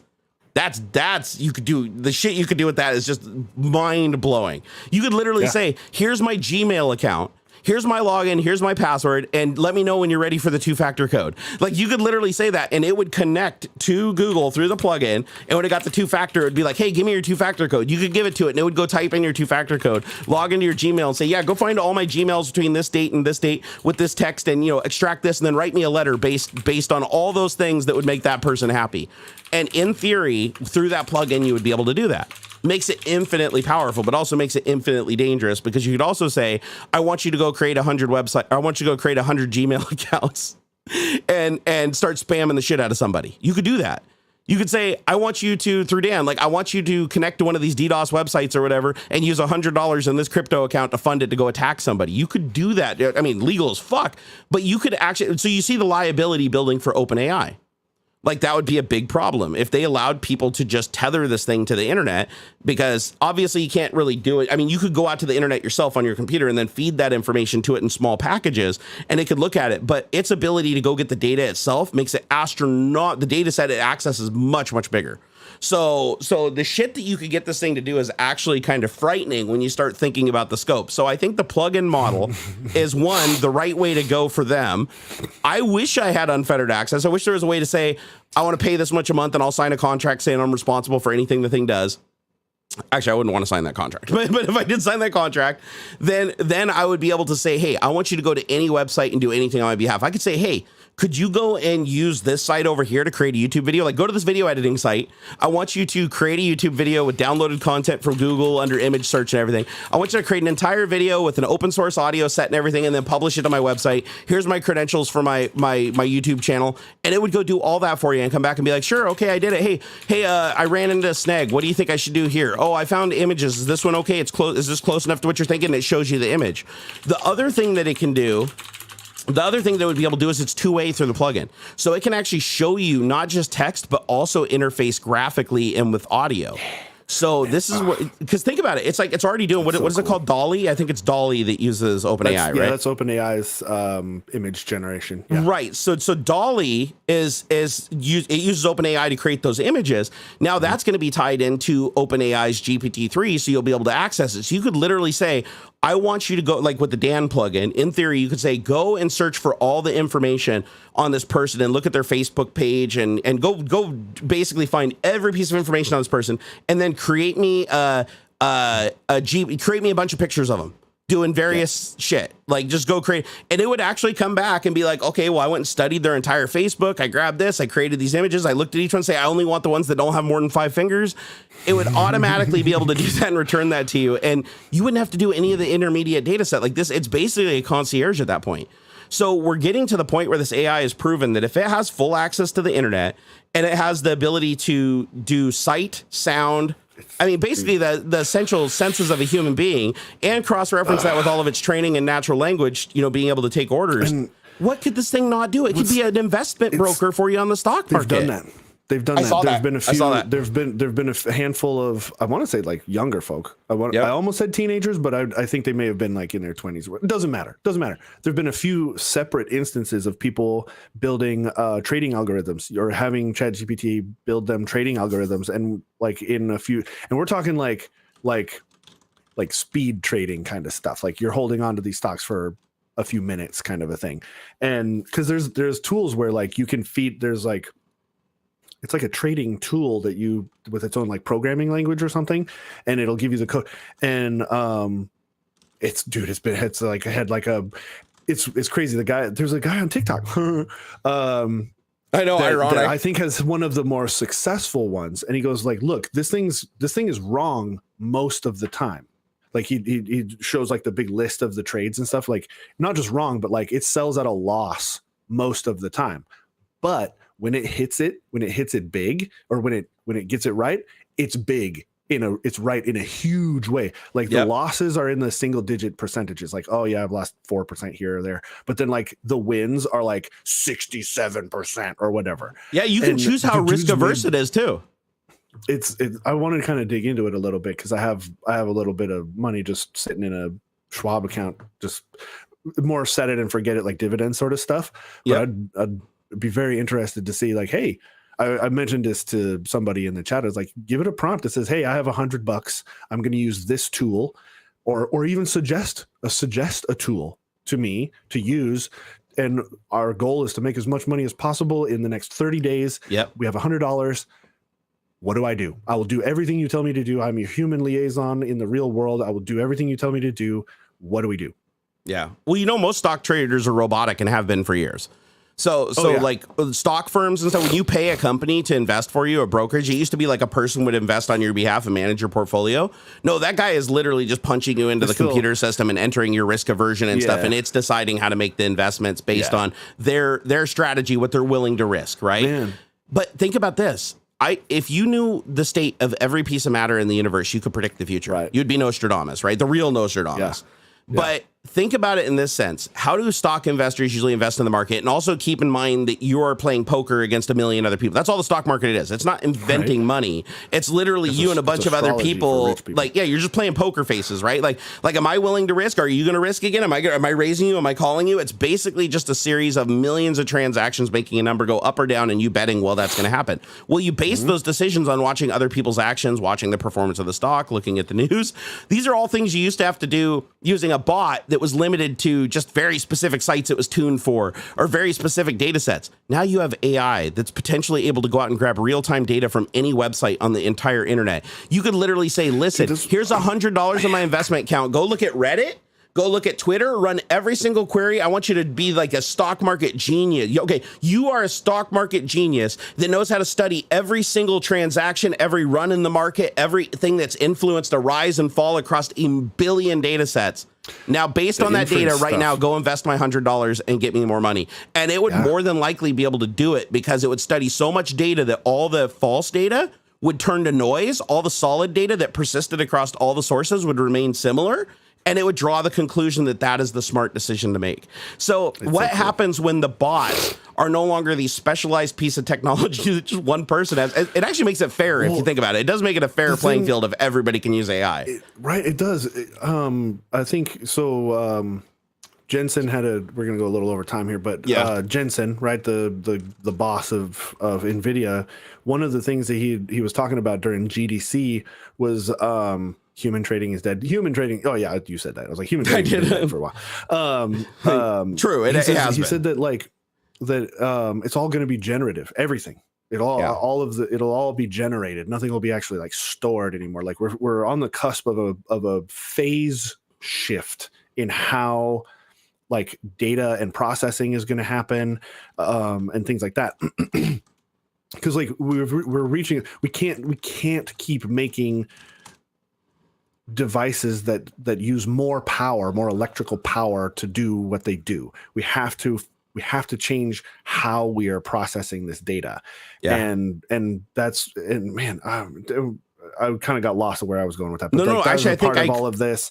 I think I know where you were going with it, and that is it's like less storage and just more generative. Like I didn't consider that. I didn't even consider that procedural generation. Right, that's kind of what it does. And they're wicked small. Like you can get so much content out of a very small data packet, or a set of rules, essentially just rules. You set up the rules on how whatever is supposed to be created, and that those rules can be very, very small, and all you really need is the appropriate interpretation of that. And so like your entire, like, could you imagine Skyrim was completely procedurally generated? They gave it which they're already working on. Yep. Which like a certain framework to work within, and like we see it all the time. Look at like Minecraft is technically procedurally generated. Actually, not even technically. It is built that way. So like as chunks are, as you walk around the world, chunks are created, and there are certain rules based on how the whatever biomes and blah blah blah blah blah. So they feed that to something like, jeez, man, something, we're not going to get to it, but something like Unreal, right? And it knows the rules to create mountains and rivers and things like that, and it can be done in the blink of an eye. You don't have to store the textures even, because it knows the right. The model's been trained enough to know where to put the right pixel so that it looks correct to the human that's viewing it and things like that. It's like it's just, there's nothing AI can't touch, and that's why this is the Gutenberg press again. This is this is the next revolution of program. I didn't think so in the beginning. I thought it was kind of fad, but I think this is the next generation. Like everybody needs to focus on AI. Everybody needs to really become familiar with it, and this should be like a core tenet that you were chasing after more than anything else, because I do believe that in a shorter time than you could possibly think, AI is just going to fucking take over the world. Not Skynet take over the world, but what it's going to do is everybody that knows how to use AI better than everybody else is going to be the people that prosper the most. Be the winners. Yeah. But 100%. You'll also see it more. We're going to see more and more of a collaborative effort with these models and stuff. Like I was talking to Jerry before we started the stream. Like, man, I'm stoked for, like, Bard right now is terrible. Like I've seen a lot of people who I've yet to see anything good come out of it. Yeah. But Google has so much more data. They also were the ones who helped create the actual GPT, like, and locally stored too, like locally accessible data. They have the transcripts for every single YouTube video ever created.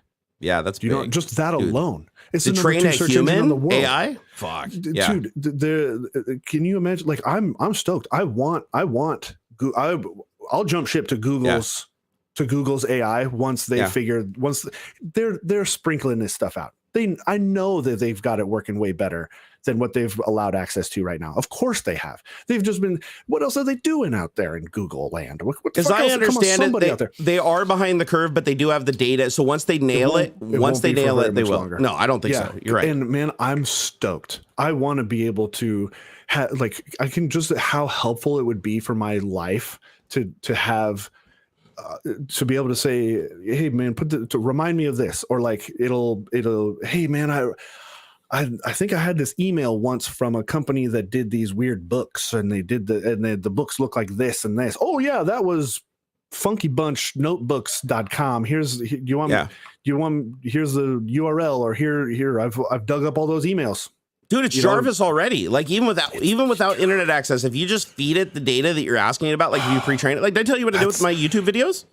No. I copied the transcript from 10 YouTube videos and it worked. I just went in and I said, show me the text or the speech to text that Google generated. And I fed it in a block at a time because you can only put in, what is it, like 2,000 characters? Yeah. So I said, I am going to, so I went into it and I just set I said, you are a marketing analysis that, I said, you are a content creator that knows how to go viral and how to get people's attention and use the right words that people are searching for and buzz, right? I said, I'm going to feed you a series of paragraphs that all belong to a single video. And when I say done, I want you to look over that and completely rewrite a description synopsis for the video that I just fed you the entire transcript for. I want you to write me a description, a title, give me a list of comma delimited keywords up to the YouTube limit. And I said, and I want you to give me a category. And I said, go. And I pasted in 1, 2, 3, 4, it was like 10 times I had to submit a chunk at a time. I was in Notepad cutting it into chunks, 2,000 character chunks. And when I fed it to it, I typed done and it immediately replies back and it says, the description of this video is, Jerry Berg, otherwise known as Barnacules, loads up his computer and shows you his awesome computer lab with whimsical and amazing things in technology and buzzwords. And then it's keywords. It gave me like 30 keywords starting from the most important sense-based one down to single words. And it gave me the title and the title was like perfect. Like it nailed it right on thing. I put it into it and it took about a week and the analytics on the video went up by 60%. I did it to 10 other videos. Out of 10 videos, only one went down. So that tells you, and these are videos that are really old, long forgotten videos that people are just watching. I edited them all. Only one went down. Why not? Here's the transcript for this video I just posted, or I'm about to post. Help me to create the perfect title, the perfect description. Yep. Thank you, Matthew. All of the appropriate tags, everything. And look at here, man, it's hard to even quantify what the possibilities are just because it can literally do anything. That's the hardest thing I'm having with coming to grips with this. The more I use it is it can do anything, like anything. And if it doesn't have the data, if you're like, it can't answer that question, you can give it the data. People don't realize that, but you can open a conversation and it's like, oh, I'm sorry. I can't go and find that data for you. Go to the website, load the HTML, copy it into chunks, feed it into it. It's not very convenient, but feed it into it and then ask it questions about it and it'll answer those questions. And the more data you give it, the better the answer will be. But what really blows my mind about it is it doesn't have an API yet, right? It has an API for OpenAI, but it doesn't have an OpenAI for GPT, for ChatGPT, where it has the context of the whole conversation. Yeah. But people have already written bots that can interface with it because you already see it on Discord and stuff like that. Yep. But if I wanted to, I could even have it help me. I can say, hey, could you write me a bot for yourself? Once I use Dan, if you don't use Dan, it won't write bots for itself. But if you use Dan and then you say, I want you to write a program that'll connect to you and authenticate with you. And then once it connects to you, I want you to go and look at every one of my YouTube videos. And then you create that proxy layer so that it can come back, or you just create it yourself in code and say, go get all my YouTube videos, download all the transcripts and feed it into it. You can actually have it create the program for you that will then in turn get the data that will tell it how to give it the data that it needs to give you the next set of answers. So you can keep going back and forth like as far as you want to take this thing. But the assumptions that you have to have in your mind when you're playing with it is there's nothing it can't give you an answer for, right, wrong, or otherwise. There's nothing it can't give you an answer for if you disable its filters. And the other thing is it's only as good as the data you give it, but you can provide it any data. Like if you give it the data, it will analyze it in the context of all the other learning it's done and give you solid answers based on it. And the math capabilities have gotten massively better. Like they've done a lot to improve its mathematics. There's a plugin for Wolfram Alpha. Mm-hmm. I saw that. It has math perfect now. That's like Wolfram Alpha is amazing. Everything it learns from the plugins too, it will learn from ultimately also. This is going to be, talk it's about a good time to be alive, man. We're a little over, and I know you got to get going, brother. But there's a I don't know what the right word for this is, but there's like a theory or a model or something, a historical model that like history sort of goes through these waves in 80-ish year chunks. Okay. Where there's like the good times and then things kind of go bad over, like at the beginning of a chunk, an 80-year chunk is when things are great. Like at the end of World War II. Okay. That'd be the most recent 80-year chunk that the United States at least has been experiencing. Things are great. There's, population stuff, all kinds of cool technologies are coming out, blah, blah, blah. And then I'll leave it as an exercise to the class because I don't want to go on and on and on. But right now we're living in the bad times of our 80-year history chunk right now. Yeah. What I see in our 80-year chunk is supposed to end right around 2028 or so.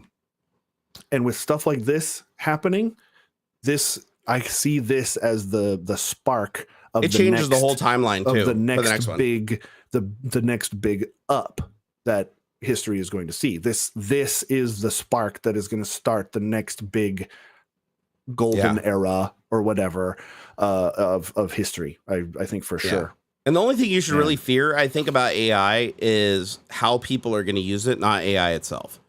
AI itself, just like any other technology, solid technology. Yeah, exactly. It's like is somebody going to use AI inevitably to master plan a bomb or something? Yeah, they will inevitably. Yeah. And will it give them access to data that they couldn't have accessed 100%. Otherwise, like within their lifetime? 100%. There's no doubting that. Yeah. But unfortunately, anytime you give somebody the ability to gain knowledge really, really quickly, you're going to have somebody use it for something bad. But we need to make sure that it's available to everybody so it can also be used mostly for good. Just like atomic energy, like it was smart for the government to put all of the nuclear stuff under the DOE and not the DOD.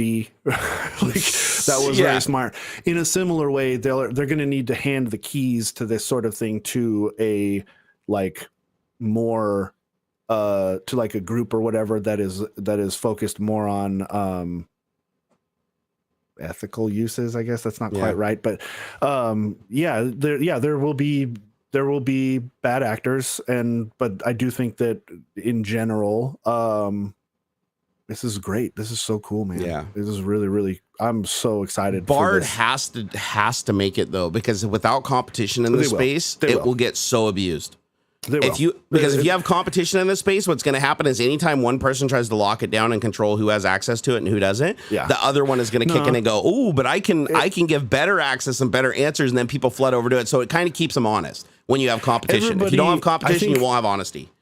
I think every bigger company will have their sort of like powered by sort of thing. Yeah.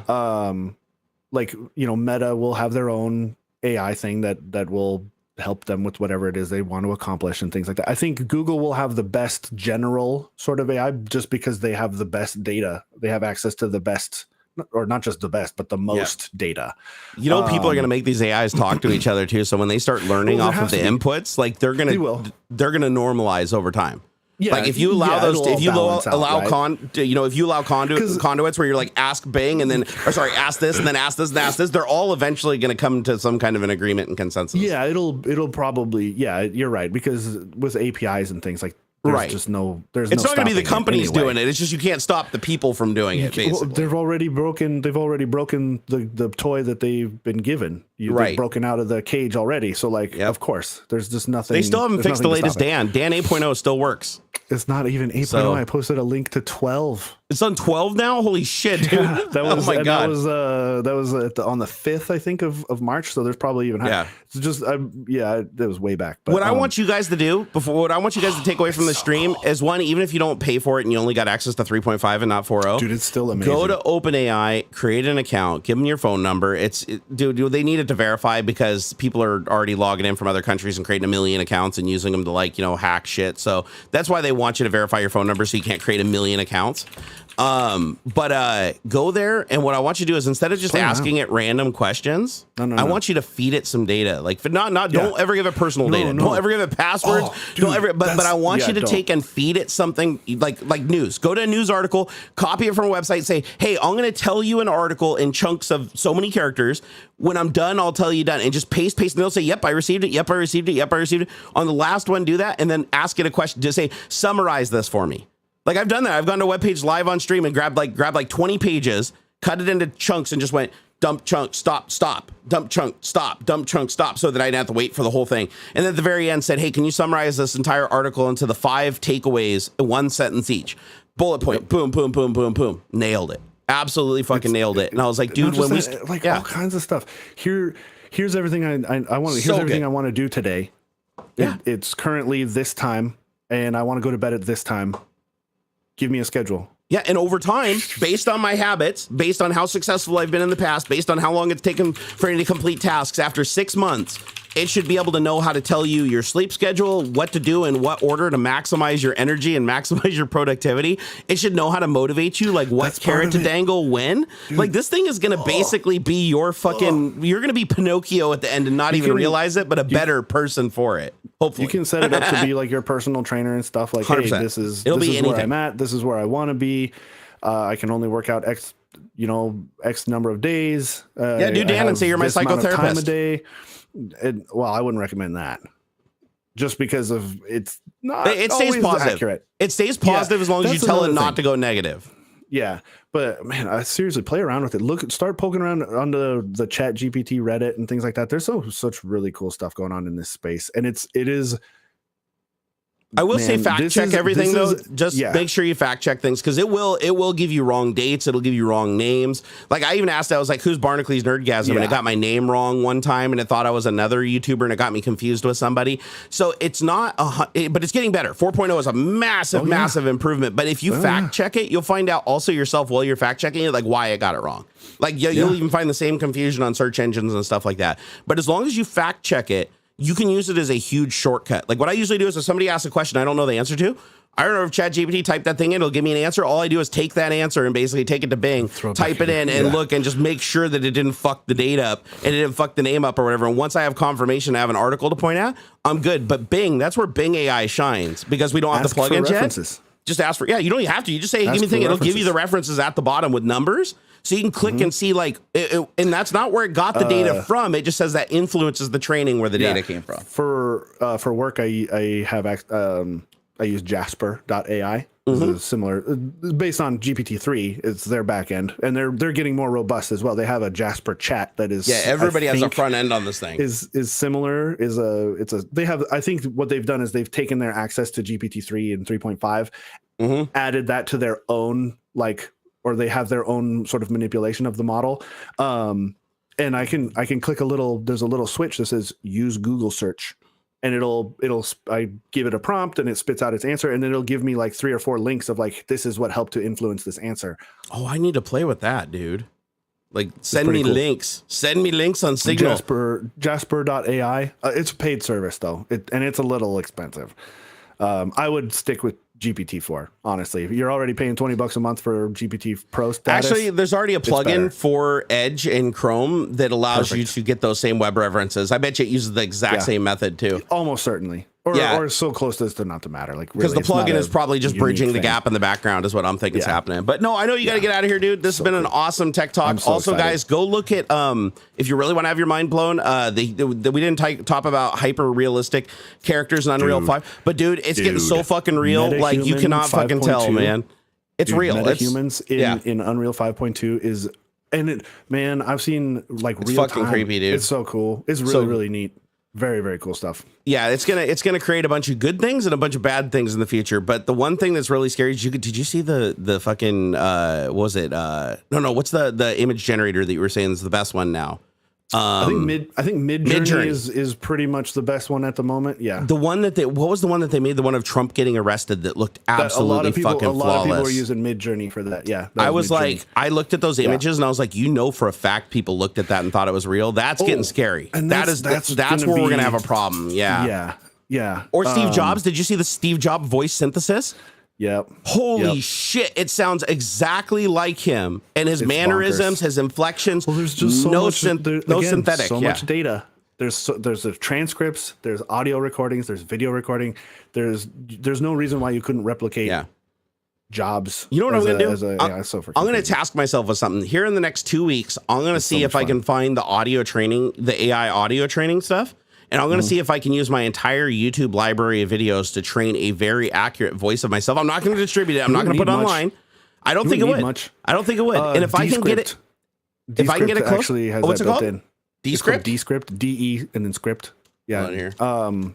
They have a tool It's their angle is like podcast and video editing. Is it a and website or is it like an app? It's an app, but I think they have a web portal for it too. The app, I would use the okay. app. I'm going to get the app because what I want to do, my goal is to create an alter ego of myself on my live stream on Twitch where people, like if they tip or something, it'll read the comment in my voice to myself live on stream.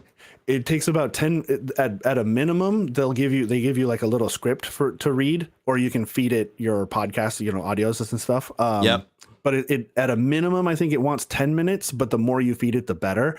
And the idea is that you can take I have hundreds of hours. Oh, I didn't mean to say this word, or I said this word incorrectly, or I want to change this chunk.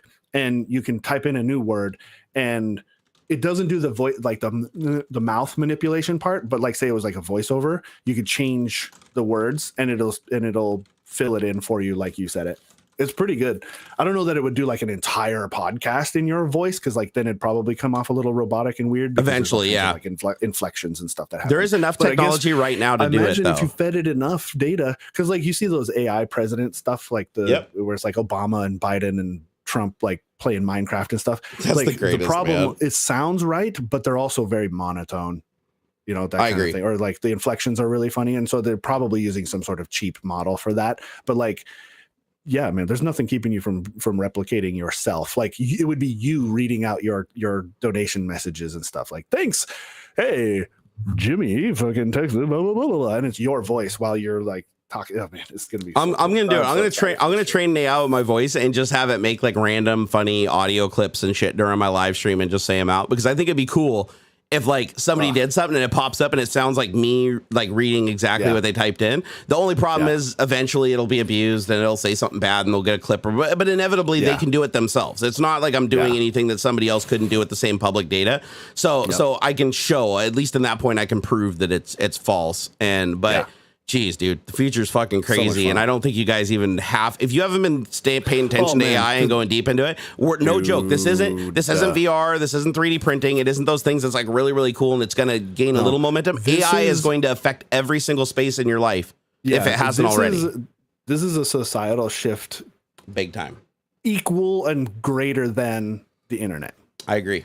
I agree, and I would never say that about anything else, because the internet is mankind's single biggest and most influential invention. AI is the step above that. And it's built on the back of course, but True. like this I think will have a wider reaching, like fundamental human impact than anything else. I mean, there was like atomic bombs, like that had like that fundamentally altered like the political and humanity landscape. This is a huge fundamental rocked to the core of humanity sort of advancement. This is outrageous. So dude, as a call to action, do you think it's fair to say that people should do their best to inform people of AI and its ability to mimic real things so that people don't get confused by this shit? Because that's our biggest thing we have to get ahead of right now, is if people don't know that you can synthetically create something believable, don't believe fucking anything. Even if it looks completely plausible, don't believe it. Yeah, at this point, right this moment, stop believing almost anything that you see or read on the internet. Or at least be extremely skeptical. It has to be verified by multiple sources before you take it as any kind of truth. We already are even before this happened, we were getting people who would bite onto one weird thing and it gets spread around and it was completely false to begin with. And now it's getting to a point where like you as a person are going to find it very difficult to tell the difference. Yeah. So be outrageously skeptical of everything going 100%. 100%. I think that's a good thing to end on right there. Yeah. So guys, thank you for stopping by Tech Talk this week. Thank you for going a half an hour over. I really do appreciate it, bud. Because we had a lot of topics. I think we hit on most things. You got bathroom clean. Today, I think I'm going to finally do some programming. I'm going to finally do a little bit of programming. I've been trying to get away from all the drama this last 2 weeks that's been caused. It's in the police's hands. Now I'm just going to focus on doing my little program thing and see if I can bust out the things that I want. But I need to spend a lot more time fussing around with it. Like I gotta find a way to continuously make at least $20 a month, so that ChatGPT can pay for itself. Well, if you ever want to jump on Signal, if you got questions about anything, or about stuff that I'd like to know about, please let me know too. And let's just go ahead and start pulling together some stuff and see if we can't pull some rabbits out of our ass with this AI to do some fun stuff. The sky's the limit. Assume you can do anything, because you will be able to eventually. Yeah. I'm so excited. All right. So let's thanks everybody. Yeah. Follow me on Twitter and stuff. Yep. You guys enjoy the rest of your weekend. And and just really quick, I just want to call out everybody who helped out really quick. The Car Wash Channel from Northern PA, thank you for the $5 super chat.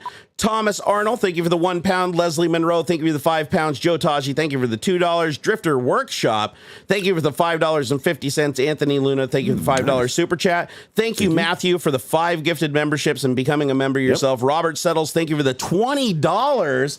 Bob Gugel, thank you for the $20. And Valeria Reyes, thank you for the $20. Holy crap. And Matthew Sadler, thank you for the £5. You guys keep the show going. We really do appreciate all that support. And we'll catch you over on the Twitch during the week. And right back here, same bat time, same bat place, next Saturday. Now, go play with some OpenAI. Trust me, you'll thank us in the end.